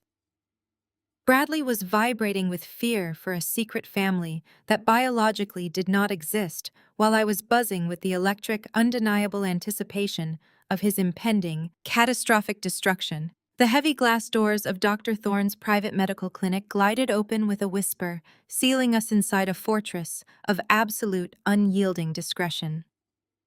This was not a standard hospital triage center filled with fluorescent lights, screaming monitors, and the scent of industrial bleach. The concierge medical suite was a masterpiece of elite architectural design, specifically catered to the ultra-wealthy denizens of the northern suburbs. The expansive lobby was paved in imported limestone, bathed in the soft, warm glow of recessed lighting, and carried the faint, sophisticated aroma of white tea and eucalyptus. Contemporary abstract art adorned the textured walls, and ambient acoustic dampening completely erased the noise of the outside world. It felt like stepping into the lobby of a five-star luxury spa rather than a diagnostic medical facility. Bradley did not appreciate the serene atmosphere. He surged through the entrance like a hurricane, completely abandoning the polished, charismatic veneer he maintained for his venture capital alumni. He marched directly toward the reception desk, where two impeccably groomed women in tailored charcoal blazers sat behind a massive slab of raw mahogany. He slapped his palms flat against the polished wood, leaning over the desk with an aggressive territorial dominance. He bypassed all standard medical protocols and immediately began barking orders. He demanded the instant mobilization of the VIP genetic laboratory, insisting on an expedited comprehensive bone marrow screening and stem cell tissue typing panel. He dropped names, cited his corporate status, and loudly proclaimed that money was entirely irrelevant.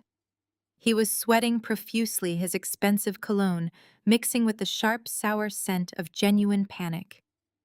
He repeatedly emphasized that a child's life was hanging in the balance, playing the role of the tragic, desperate patriarch with terrifying conviction. I did not follow him to the desk. I moved with slow, deliberate grace toward the center of the lobby, lowering myself into a deep, navy blue velvet wingback chair.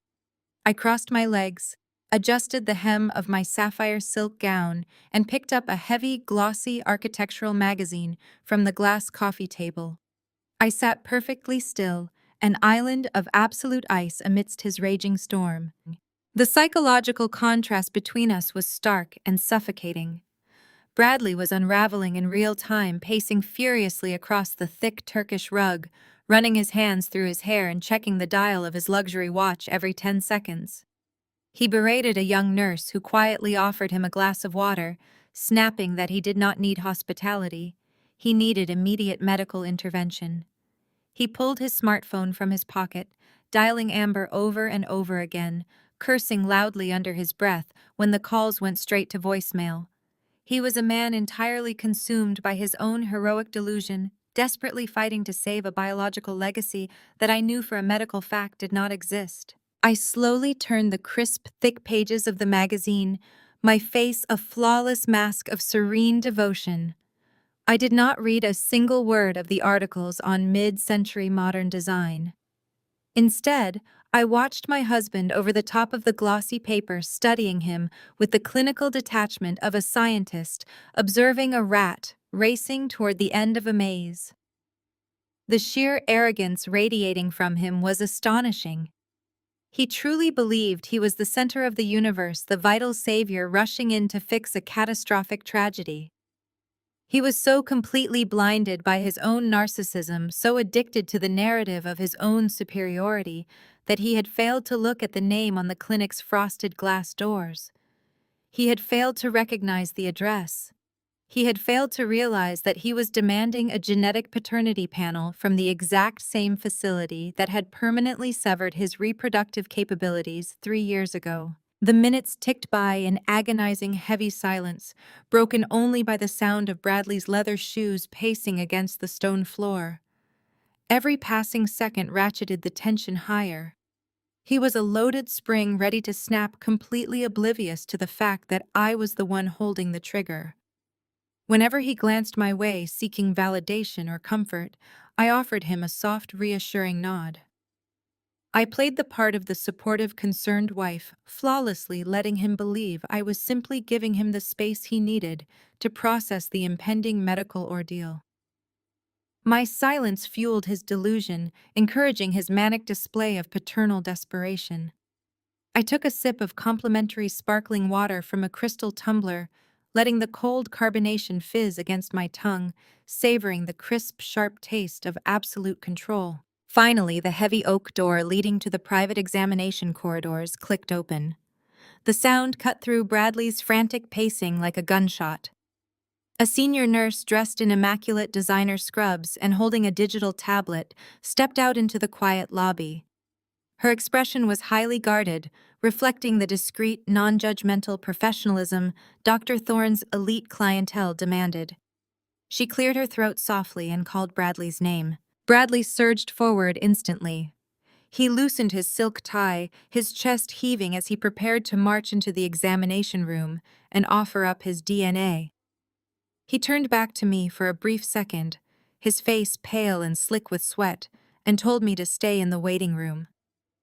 He insisted that the clinical procedures would be too stressful for me to witness playing the protective husband to the bitter end. I set the magazine down on the glass table with a soft, definitive thud.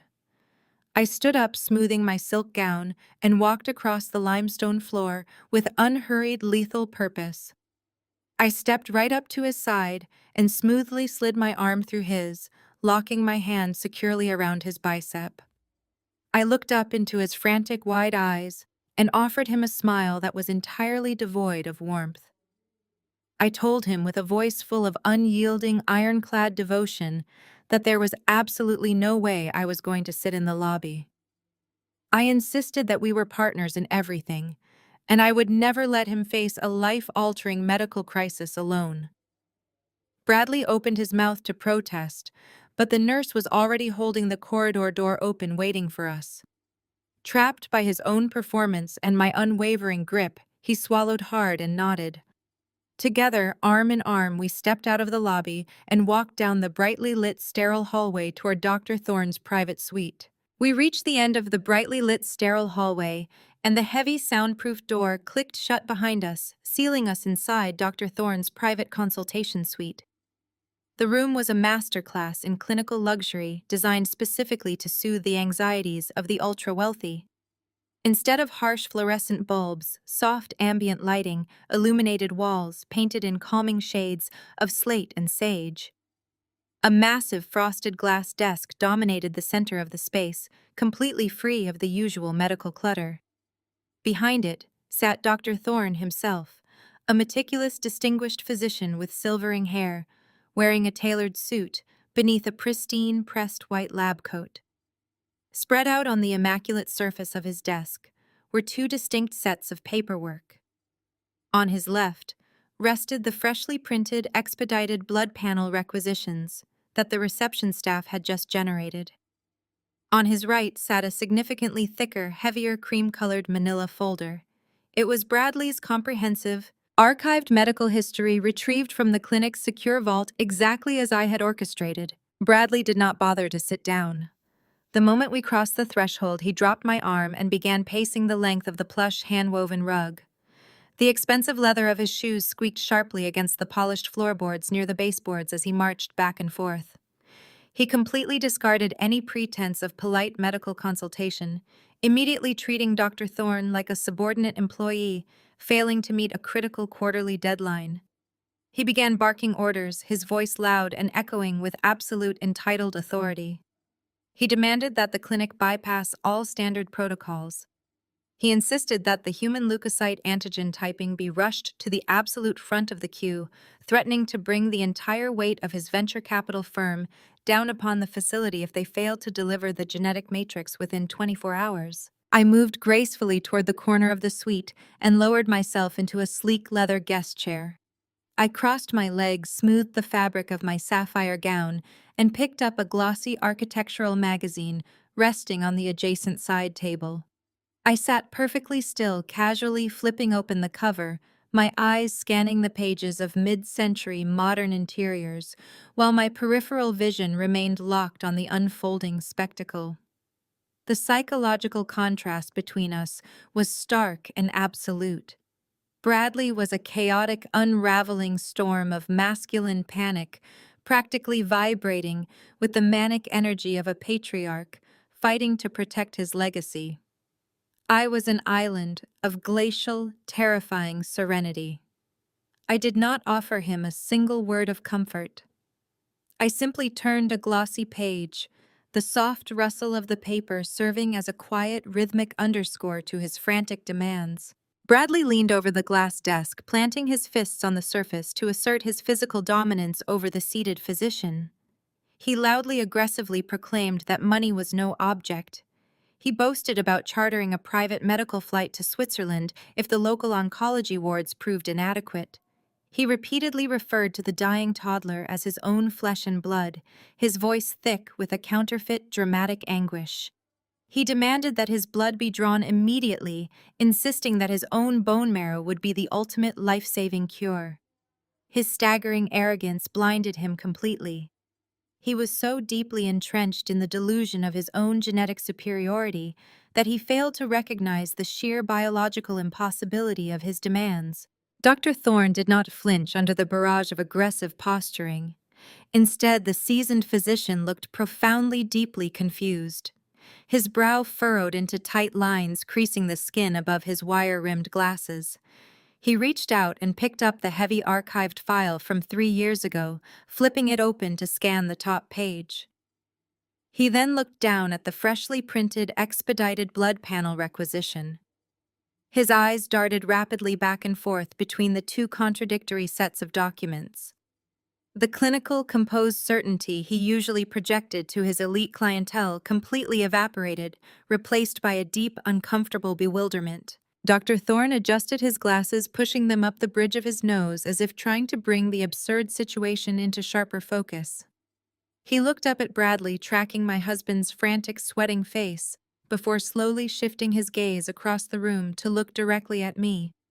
He stared at me, seeking some sort of logical explanation, expecting the supportive wife to clarify the glaring, impossible medical contradiction laid bare on his desk.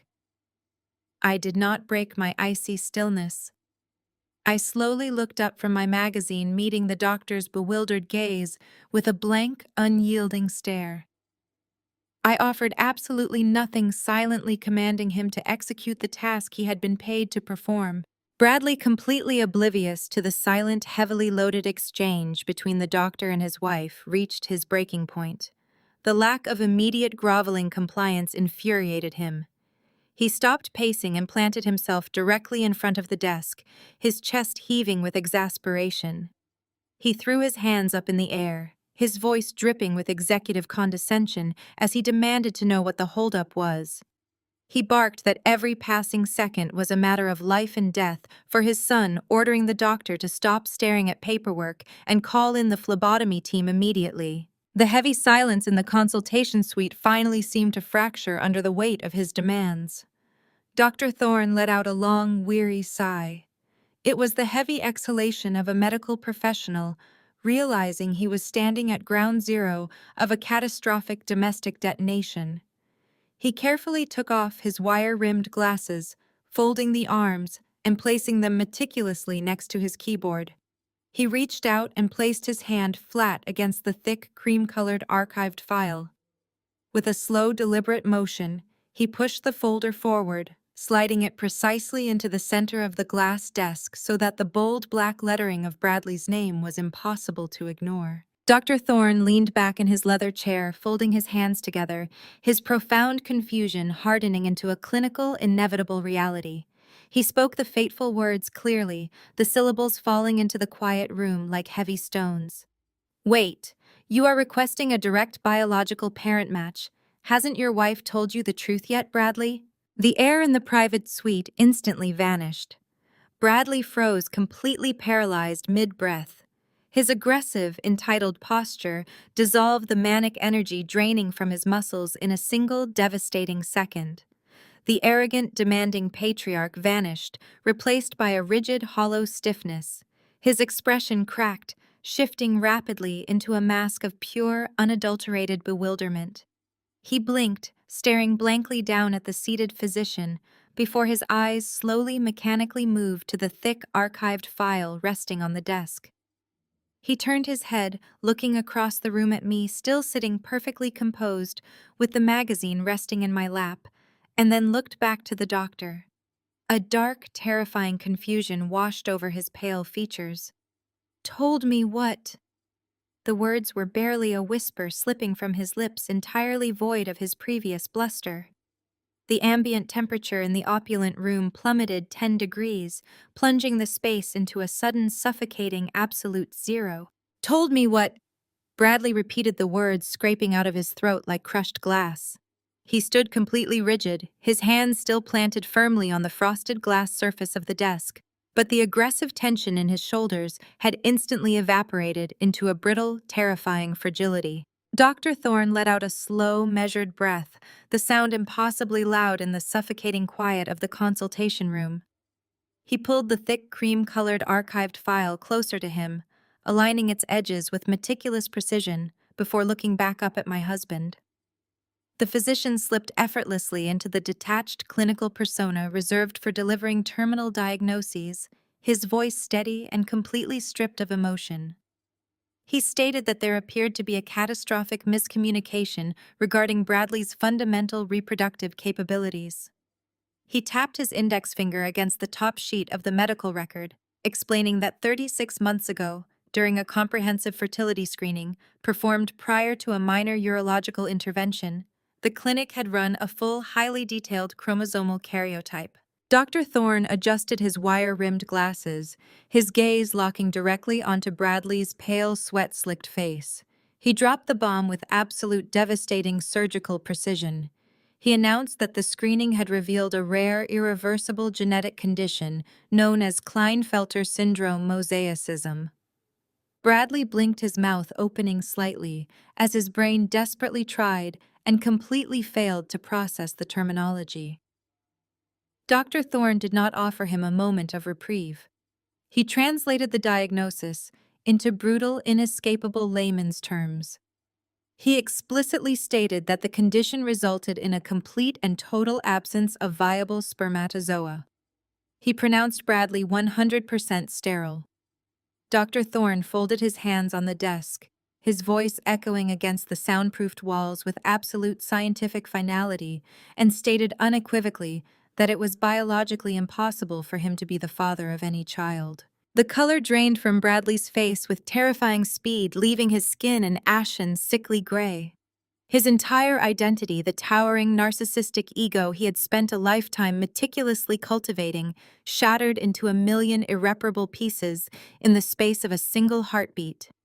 His grand sweeping legacy, the golden biological heir he had just sacrificed his entire marital estate to save, was a phantom, a medical impossibility, a lie. His hands began to tremble violently against the glass desk, the shaking spreading up his arms and into his chest, until his entire body was vibrating with a sudden catastrophic shock. He slowly turned his head, moving like a rusted automaton, to look at me. His eyes were wide, bloodshot, and filled with the desperate pleading terror of a cornered animal. He looked at me expecting outrage. He expected me to scream at the doctor, to threaten legal action, to demand a second opinion, to fiercely defend his bruised masculinity, and deny the horrifying truth of his genetic inadequacy. He searched my face for the submissive, oblivious wife he thought he had manipulated for years. I did not flinch. I did not blink. The suffocating tension in the room crested, breaking like a massive silent wave. I slowly leaned forward in the plush leather guest chair, carefully resting my elbows on my knees, completely closing the physical distance between us. I looked directly into the shattered remains of his arrogant soul and let a smile spread across my face. It was not a warm smile. It was a slow, terrifying, victorious curling of my lips, a predatory expression forged from years of silent, agonizing patience. "Did you really think they were yours, Bradley?" I asked, my voice dropping to a smooth, chilling whisper that commanded the dead air of the room. "Or were you just too arrogant to do the math?" The words struck him with the force of a physical blow. The absolute realization dawned in his eyes, a dark, horrifying comprehension expanding across his features. He realized in one blinding flash of clarity that Amber had been lying to him from the very beginning. The twin boys he adored, the secret family he had bankrupted himself to protect, belonged to someone else. And worse, infinitely worse, he realized that I had known. I had known about the sterility. I had known about the affair. I had known about the children. I had orchestrated this entire elaborate execution, luring him into this room to have his legacy decimated by a medical professional, completely trapping him in his own towering hubris. Bradley staggered backward, his expensive leather shoes slipping against the polished floorboards. He tore at his silk tie, ripping it away from his throat, as if it were suddenly choking him. He began to hyperventilate, taking short, ragged, desperate gasps of air that failed to fill his lungs. His reality was entirely broken, pulverized by the twin forces of his mistress's profound deception and my own calculated vengeance. He could not look at me. He could not look at Dr. Thorne.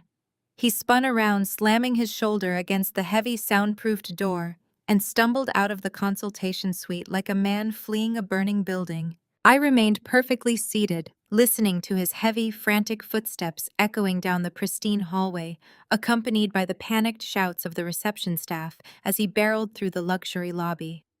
Moments later, the muffled, distinct sound of a high-performance engine roaring to life drifted through the heavy walls, followed instantly by the violent, high-pitched screeching of tires tearing across the clinic's private parking lot. He was heading straight for Amber's house, a ballistic missile of rage and devastation, seeking its primary target. Dr. Thorne sat in profound, uncomfortable silence, staring at me with a mixture of professional shock and sheer terror. I did not offer him an explanation. I slowly stood up, smoothing the front of my sapphire silk gown with absolute composure. I reached into my pocket, pulled out my smartphone, and calmly dialed my attorney's private line. Simone answered immediately, the connection crystal clear. "It's time," I said, my voice completely serene, echoing the finality of a judge delivering a sentence. "Bring his parents." The tires of Bradley's luxury sedan tore deep, violent trenches into the freshly laid sod of Amber's front lawn. He did not bother with the paved driveway, bringing the vehicle to a shuddering, chaotic halt inches from the pristine front porch. The sprawling 5-bedroom house stood before him in the quiet suburban darkness, a magnificent monument to his own spectacular stupidity. Every brick, every custom window, every perfectly manicured shrub had been financed by the toxic, inescapable debt he had just fraudulently chained to his own name. He did not reach for his keys. He launched himself out of the driver's seat, stormed up the pristine concrete steps, and drove the flat heel of his shoe directly into the center of the heavy oak door. The wood splintered with a deafening crack, the reinforced frame giving way as the door crashed violently against the interior entryway wall. Amber shrieked, dropping a canvas overnight bag onto the imported hardwood floor. She had returned from the pediatric emergency ward to gather supplies for a prolonged hospital stay, expecting Bradley to arrive with stories of rushing through a heroic genetic screening. She stood frozen at the base of the grand staircase, her eyes wide with terror, as she took in the sight of the man she had been bleeding dry. Bradley did not look like a savior. He looked like a cornered beast. The meticulous, arrogant venture capitalist was completely gone, replaced by a hollowed-out, hyperventilating shell of a man. He crossed the foyer in 3 massive strides, backing her hard against the pristine granite countertops of her custom kitchen. He did not ask about the sick child in the hospital. He did not ask about fevers or white blood cell counts. He grabbed the edges of the marble island, his knuckles turning stark white, and leaned his face inches from hers. His voice was a guttural, terrifying rasp as he demanded a single absolute truth. He screamed the medical diagnosis directly into her face, the sterile terminology sounding like a curse. He told her about the Klinefelter syndrome, mosaicism. He laid out the inescapable biological reality of his 0 sperm count, the absolute 100% certainty of his permanent sterility. He demanded to know whose children he had just bankrupted himself to support. The remaining color instantly drained from Amber's heavily contoured face. The manipulative, entitled confidence that had fueled her for the past 3 years completely evaporated. She realized in one horrifying second that the elaborate parasitic illusion was dead. The panic in her eyes shifted into raw, ugly desperation. She collapsed against the lower kitchen cabinet, sliding down to the floor, and broke into loud, pathetic, heaving sobs. The confession tumbled out of her in a chaotic, wretched flood of words. She sobbed that she had never meant for it to go this far, that she had been desperate, backed into a corner by a man who had used her and thrown her away. Bradley demanded a name, his voice echoing violently off the high vaulted ceilings. Amber buried her face in her hands and finally choked out the truth. The biological father of the twin boys was Bradley's direct corporate superior. It was the 29-year-old senior vice president at his media conglomerate, the fast-tracked nepotism hire who routinely humiliated Bradley in board meetings and stole the credit for his executive accounts. Amber wept as she explained the cold, calculated logic of her betrayal. The young executive had gotten her pregnant, but flatly refused to leave his immensely wealthy old money wife. He had threatened to bury Amber in endless legal battles and completely cut off her financial lifeline if she dared to expose the affair. Terrified and seeking a provider, she had desperately scanned the corporate hierarchy for a viable target. She needed a man with a steady income, a fragile ego, and an overwhelming, blinding arrogance. She confessed, her voice thick with snot and tears, that Bradley had been the absolute perfect mark. He was so entirely obsessed with his own virility and so desperate to prove his supreme masculinity that he never once questioned the timing of the pregnancy. He had eagerly, blindly stepped into the role of the oblivious, deep-pocketed wallet, perfectly willing to finance her suburban dream, while she secretly raised his hated rival's bastard children. The sheer crushing weight of the revelation hit Bradley with the force of a freight train. His legs gave out entirely. He collapsed onto the kitchen floor, his knees slamming hard against the polished hardwood. He stared blankly at the stainless steel refrigerator, his mind cycling through the absolute magnitude of his destruction. He had betrayed a fiercely loyal, brilliant wife. He had committed textbook spousal fraud. He had eagerly signed a draconian, legally binding post-nuptial agreement, willingly stripping himself of every single claim to his vast marital assets. He had actively chained himself to hundreds of thousands of dollars in toxic, unshielded personal debt. He had effectively ruined his entire financial, professional, and personal existence, completely incinerating his life to fund the secret offspring of the very man he despised most in the world. The humiliation was absolute, a suffocating, inescapable reality that crushed the last remaining fragments of his ego into dust. He knelt there in the wreckage of his own making, unable to draw a full breath, waiting for the floor to open up and swallow him whole. Instead, the sudden sweeping glare of halogen headlights sliced through the darkness of the living room windows. The bright, piercing beams swept across the pristine walls of the foyer, illuminating Bradley's broken form on the floor. Outside, the heavy synchronized thud of several car doors slamming shut echoed through the crisp night air, signaling that his nightmare was only just beginning. The splintered oak door groaned in protest as it was pushed completely open, its broken frame scraping harshly against the imported hardwood floor. I stepped over the ruined threshold, my heels clicking with sharp, rhythmic precision, into the chaotic aftermath of Bradley's breakdown.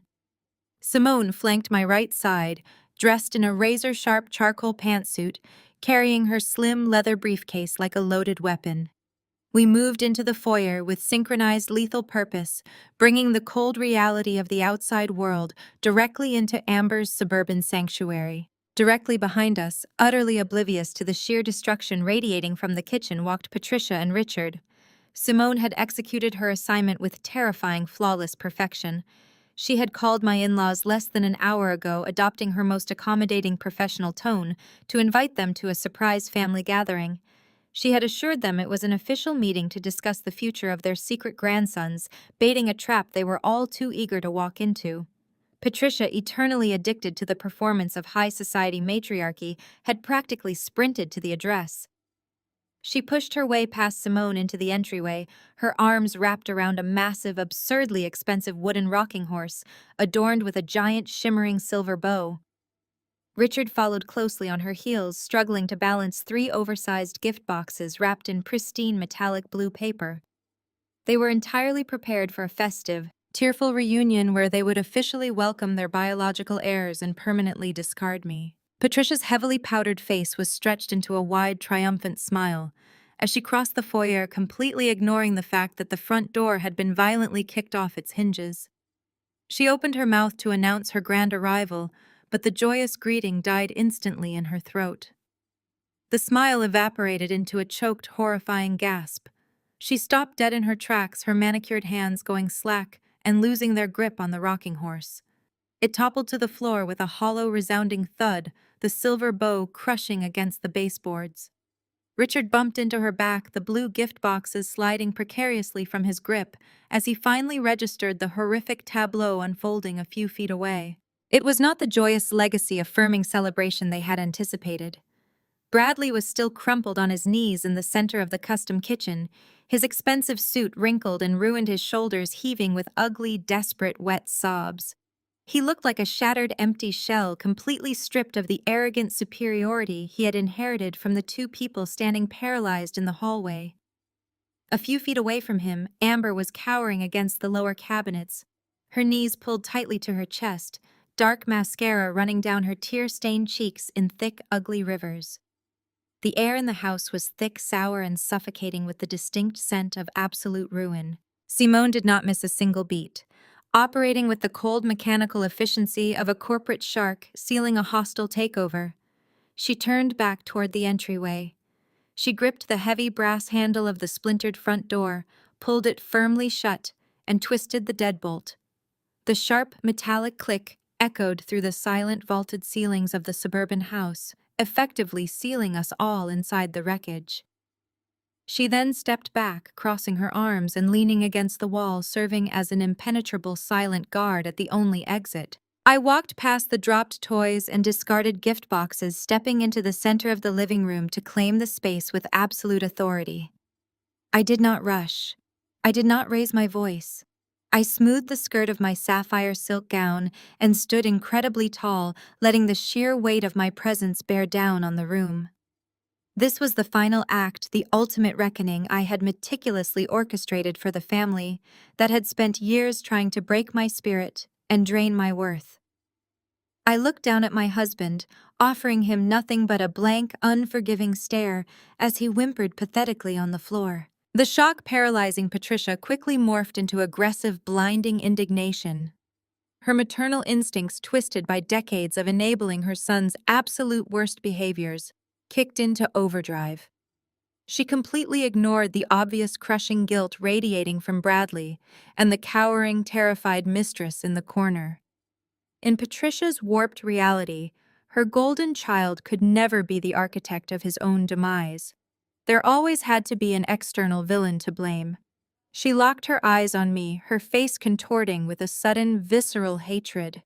She abandoned all pretense of high society elegance, her posture turning rigid and defensive. Her voice was shrill and vibrating with pure venom as she marched forward, stomping past the fallen rocking horse and jabbing a diamond-ringed finger directly in my direction. She demanded to know what kind of sick, twisted game I was playing. Her voice escalated into a frantic shriek, echoing off the granite countertops as she accused me of trespassing and manipulation. She screamed, her face turning a mottled shade of crimson, demanding to know what horrific things I was doing to her innocent son and her precious grandchildren. I did not flinch at her volume. I did not retreat a single inch. I slowly turned my body away from Bradley's broken form and locked my gaze onto my mother-in-law. All the years of biting my tongue, all the forced polite smiles at excruciating holiday dinners, and all the silent endurance of her relentless condescending insults crystallized into a single moment of absolute glacial power. I looked right through her, my posture unyielding, my eyes blazing with a terrifying cold fire. I did not raise my voice to meet her hysterical pitch. I did not need to. True power does not require screaming. I let the heavy, toxic silence of the kitchen stretch out for several agonizing seconds, forcing Patricia to listen to the pathetic, wet, ragged gasps of her son, still groveling on the floorboards. When I finally spoke, my tone was measured, sharp, and completely stripped of the polite, dutiful deference I had paid her for the entirety of my marriage. I informed her calmly that I was doing absolutely nothing to her precious son. I was simply removing the blindfold he had so eagerly tied over his own eyes, and by extension the blindfold she and Richard had worn while enabling his deceit. Patricia sputtered, her heavy diamond earrings swinging erratically as she shook her head. She demanded to know what I meant, clutching the collar of her expensive cashmere coat as if it could shield her from the impending blast. Richard stepped forward, attempting to assert his patriarchal authority. His face flushed with indignation as he demanded that I explain the meaning of this outrage immediately. I did not answer him. I simply gave Simone a brief, almost imperceptible nod. Simone unclasped the brushed steel lock of her leather briefcase. The sound was as sharp as a gunshot in the tense room. She withdrew a crisp white envelope and stepped forward, extending it directly to Richard. He snatched it from her grasp, his hands shaking slightly as he pulled out the heavily watermarked documents. I watched his eyes scan the letterhead of Dr. Thorne's elite private clinic, watching his brow furrow in confusion as he tried to decipher the complex medical terminology. I did not wait for him to figure it out. I delivered the translation with ruthless surgical clarity. I instructed them to read the diagnosis printed in bold black ink. Klinefelter syndrome mosaicism. I watched the syllables wash over them, meaning nothing at first, until I spelled out the biological bottom line. I stated, my voice echoing off the vaulted ceiling, that their golden boy produced absolute zero sperm. He had been completely, irreversibly sterile since birth. It was a genetic, indisputable impossibility for him to be the father of the twin boys currently sleeping in the nursery upstairs. The color drained from Patricia's face in a terrifying rush, leaving her heavily powdered cheeks looking like painted doll features on a corpse. She shook her head violently, a desperate denial forming on her lips. She insisted that it was a vicious lie, a fabricated trick designed by a jealous barren wife to ruin their beautiful family. She pointed frantically at Amber, screaming that she had seen the ultrasound pictures, that she had held the boys, that they shared the distinct, undeniable Blackwell family features. The famous Blackwell family legacy could not be a lie. I turned my gaze to the cowering woman weeping in the corner. I commanded Amber to tell them the truth, to tell them exactly whose features those children actually carried. Amber sobbed harder, pressing her face against the lower cabinets, but the suffocating pressure of the room demanded an answer. Through her tears, she choked out the name of the 29-year-old senior vice president at Bradley's venture capital firm. She confessed, her voice breaking, that the boys were the biological product of her ongoing affair with Bradley's boss, a man who flatly refused to leave his wealthy wife and had forced her to find a gullible, wealthy target to foot the bill for his secret offspring. The devastation that struck my in-laws was instantaneous, absolute, and entirely catastrophic. Richard staggered backward as if he had been physically struck. Dropping the medical file onto the floor next to the crushed silver bow of the wooden rocking horse, the full, horrifying weight of the situation crashed down upon him. He and Patricia had not merely offered emotional support for Bradley's secret double life, they had enthusiastically bankrupted their own future to preserve it. In a desperate, arrogant bid to secure the vaunted Blackwell family legacy, they had quietly liquidated their entire retirement portfolios, siphoning decades of hard-earned savings to help Bradley make the massive cash down payment on this sprawling suburban estate and fund the extravagant, endless lifestyle of his mistress. Patricia clutched her chest, her breath coming in short, wheezing gasps as she realized the sheer magnitude of their ruin. They had sacrificed their entire financial security, their peaceful golden years, and their pristine high society reputation to fund the bastard children of a man who treated their son like a disposable corporate footstool.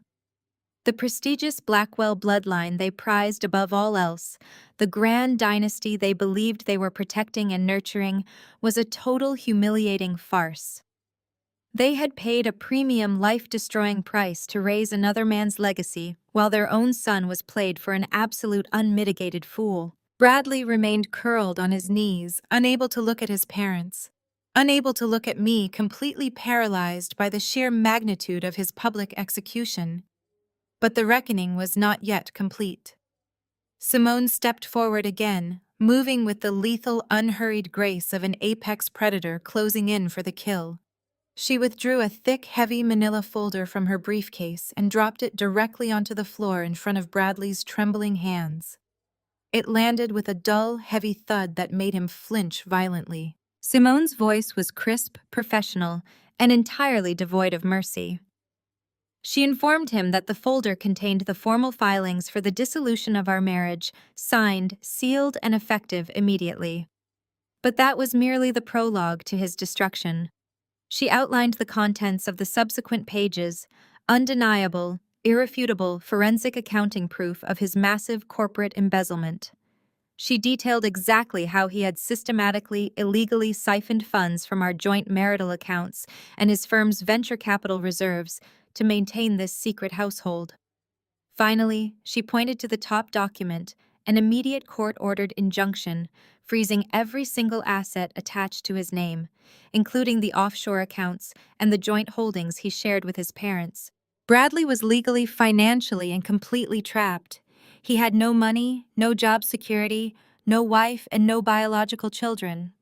He had absolutely nothing left but the crushing, insurmountable debt of a house built entirely on lies. I looked at the weeping, destroyed family surrounded by the debris of their shattered delusions.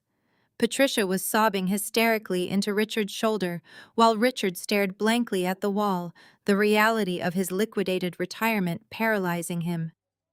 Bradley remained curled on the floor, a broken, defeated shell of a man. I adjusted my sapphire silk wrap, my posture perfectly straight, my expression an unreadable mask of absolute triumph. I delivered my final words to the room, letting them ring with chilling finality. You wanted an heir so badly you bought someone else's. Keep the house.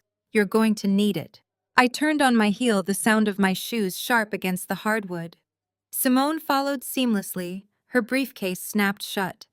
Together we walked out through the splintered front door, stepping into the cool, crisp night air, leaving them entirely alone in the wreckage. 7 days had passed since the splintered oak door of Amber's house slammed shut behind us. 1 week since the illusion of my marriage was permanently reduced to ash.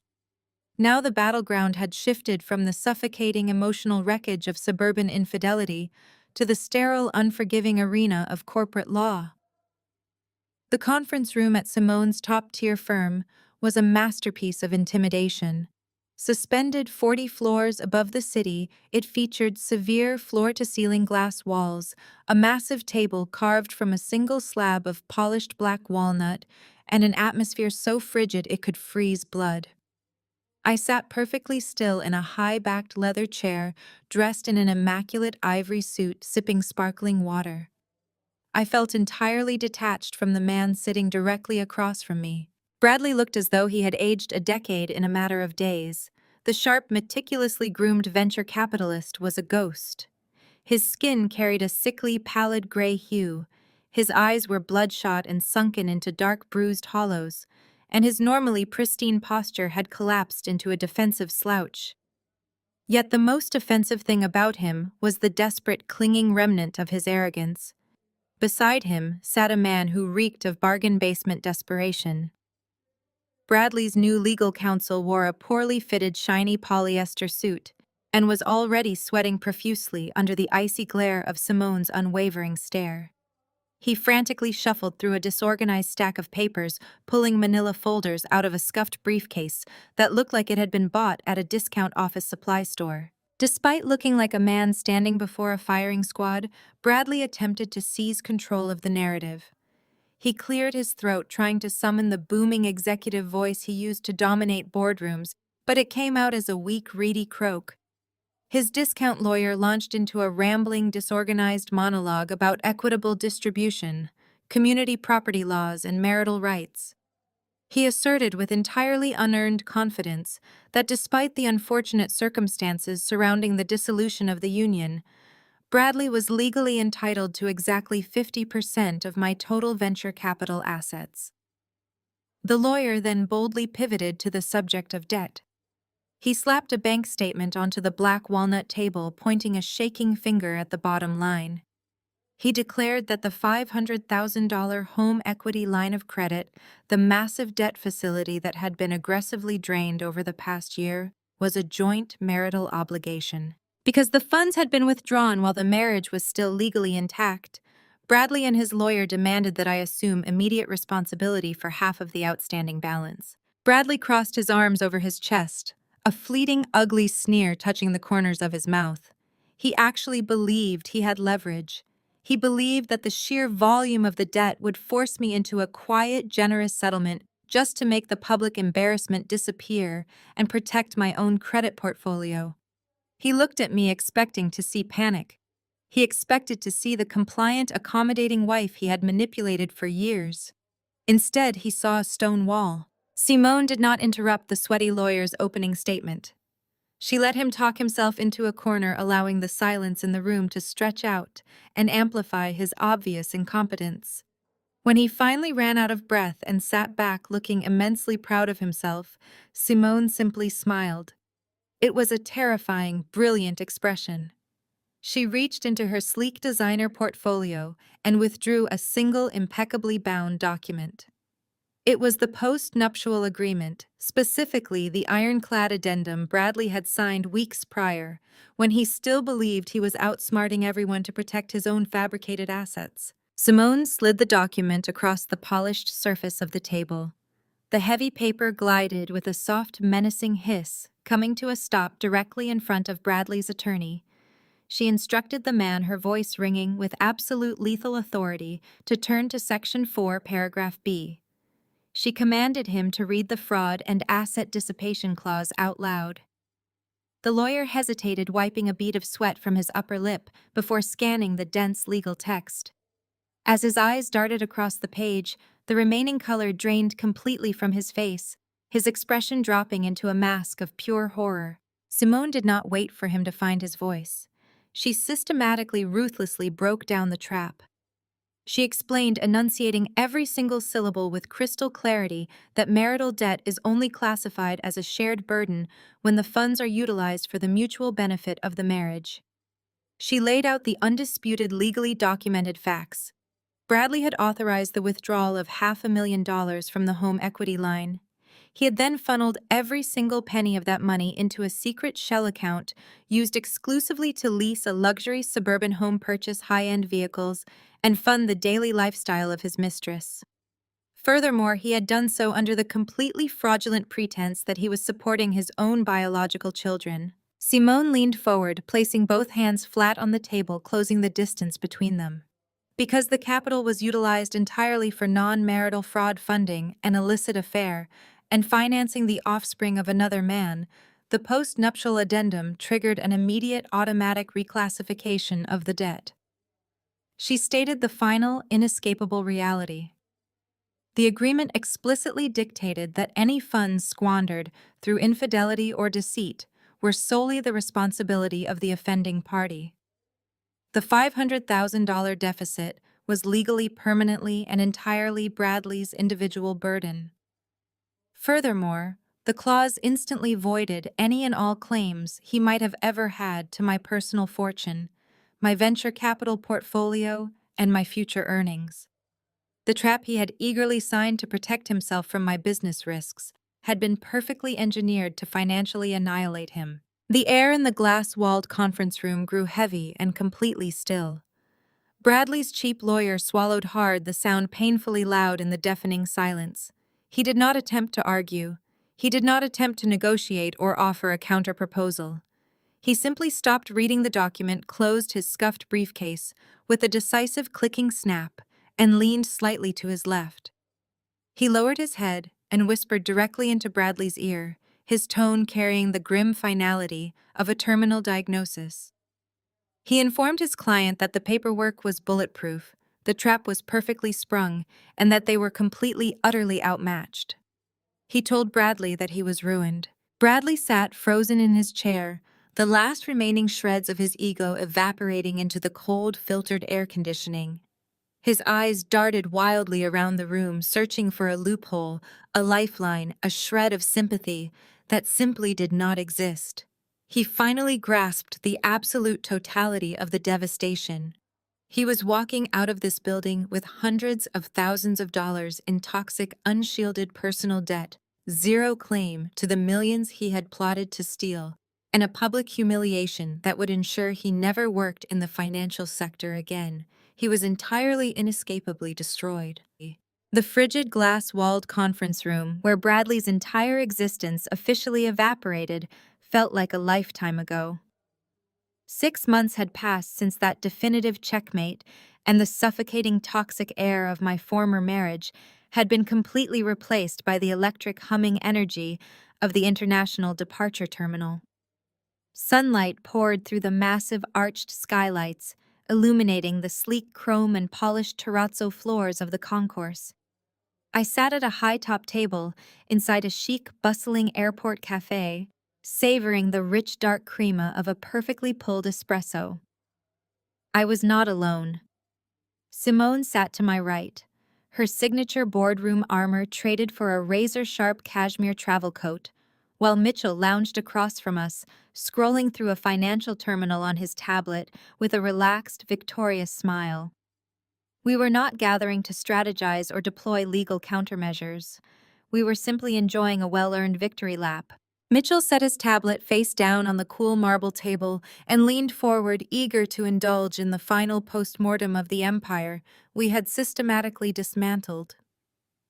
The fallout from the mediation room had been spectacular, a domino effect of catastrophic consequences that tore through Bradley's life with biblical precision. Mitchell recounted the corporate slaughter with deep, resonant satisfaction. When the undeniable proof of Bradley's embezzlement combined with the scandalous reality of his domestic situation reached the executive board, the reaction was swift and ruthless. Bradley's immediate superior, the actual biological father of the twins, had completely panicked. Terrified that his own immensely wealthy wife would discover the illicit affair and cut off his access to her family fortune, the senior vice president went into aggressive self-preservation mode. He threw Bradley directly to the wolves to save his own skin. He orchestrated Bradley's immediate, highly publicized termination, citing gross financial misconduct, permanently blacklisting my ex-husband from the entire venture capital industry. Simone stirred her tea seamlessly, picking up the thread of the destruction. With Bradley stripped of his income, his assets frozen, and his professional reputation incinerated, the financial house of cards instantly collapsed. Amber's sprawling custom-built suburban sanctuary went into immediate default.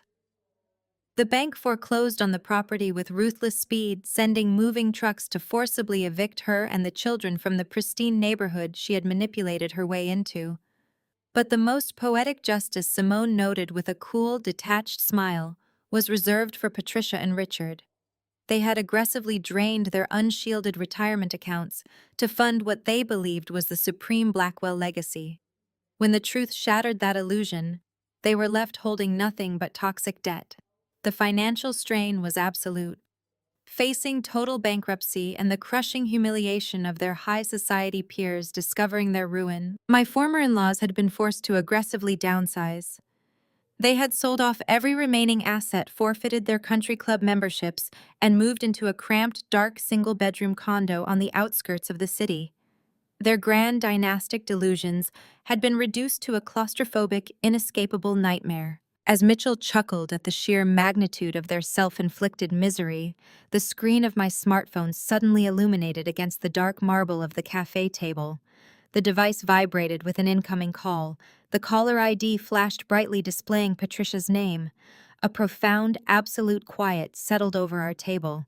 6 months ago, seeing that name would have triggered a spike of anxiety, a conditioned response to her relentless demands and condescending insults. Now it provoked nothing but a mild clinical curiosity. I knew exactly why she was calling. The reality of her tiny condo, her son's permanent disgrace, and the absolute destruction of her social standing had finally set in. She was reaching out in a state of absolute pathetic desperation. She was hoping to manipulate my empathy, ready to beg the woman she had relentlessly tormented for a financial rescue. I stared at the glowing screen, feeling the immense, untouchable power of my own peace. I did not feel a single ounce of vindictiveness or pity. I felt entirely liberated. I reached forward, tapped the red icon to instantly sever the connection, and then navigated to her contact profile. With 2 decisive taps, I blocked her number permanently. I did the same for Richard, and then for good measure I ensured Bradley's contact remained banished to the digital void. The final microscopic thread attaching me to their toxic dysfunction was permanently, irrevocably severed. Simone watched the decisive action with a nod of profound approval. She reached into her immaculate leather tote bag and retrieved a sleek, meticulously wrapped rectangular box. She slid it across the table toward me. I pulled the satin ribbon and opened the lid to find a stunning midnight blue leather passport holder, elegantly embossed with my initials in subtle gold foil. It was the perfect tangible symbol of my new reality. Mitchell raised his ceramic espresso cup in a final celebratory toast, officially congratulating me on the promotion that would take me entirely out of their orbit. I was not just leaving the city. I was stepping into my massive new role as the executive vice president of our venture capital firm's European division.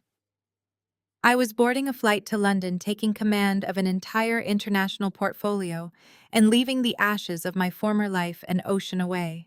The overhead speakers chimed a polished voice announcing the final boarding call for my first-class transatlantic flight.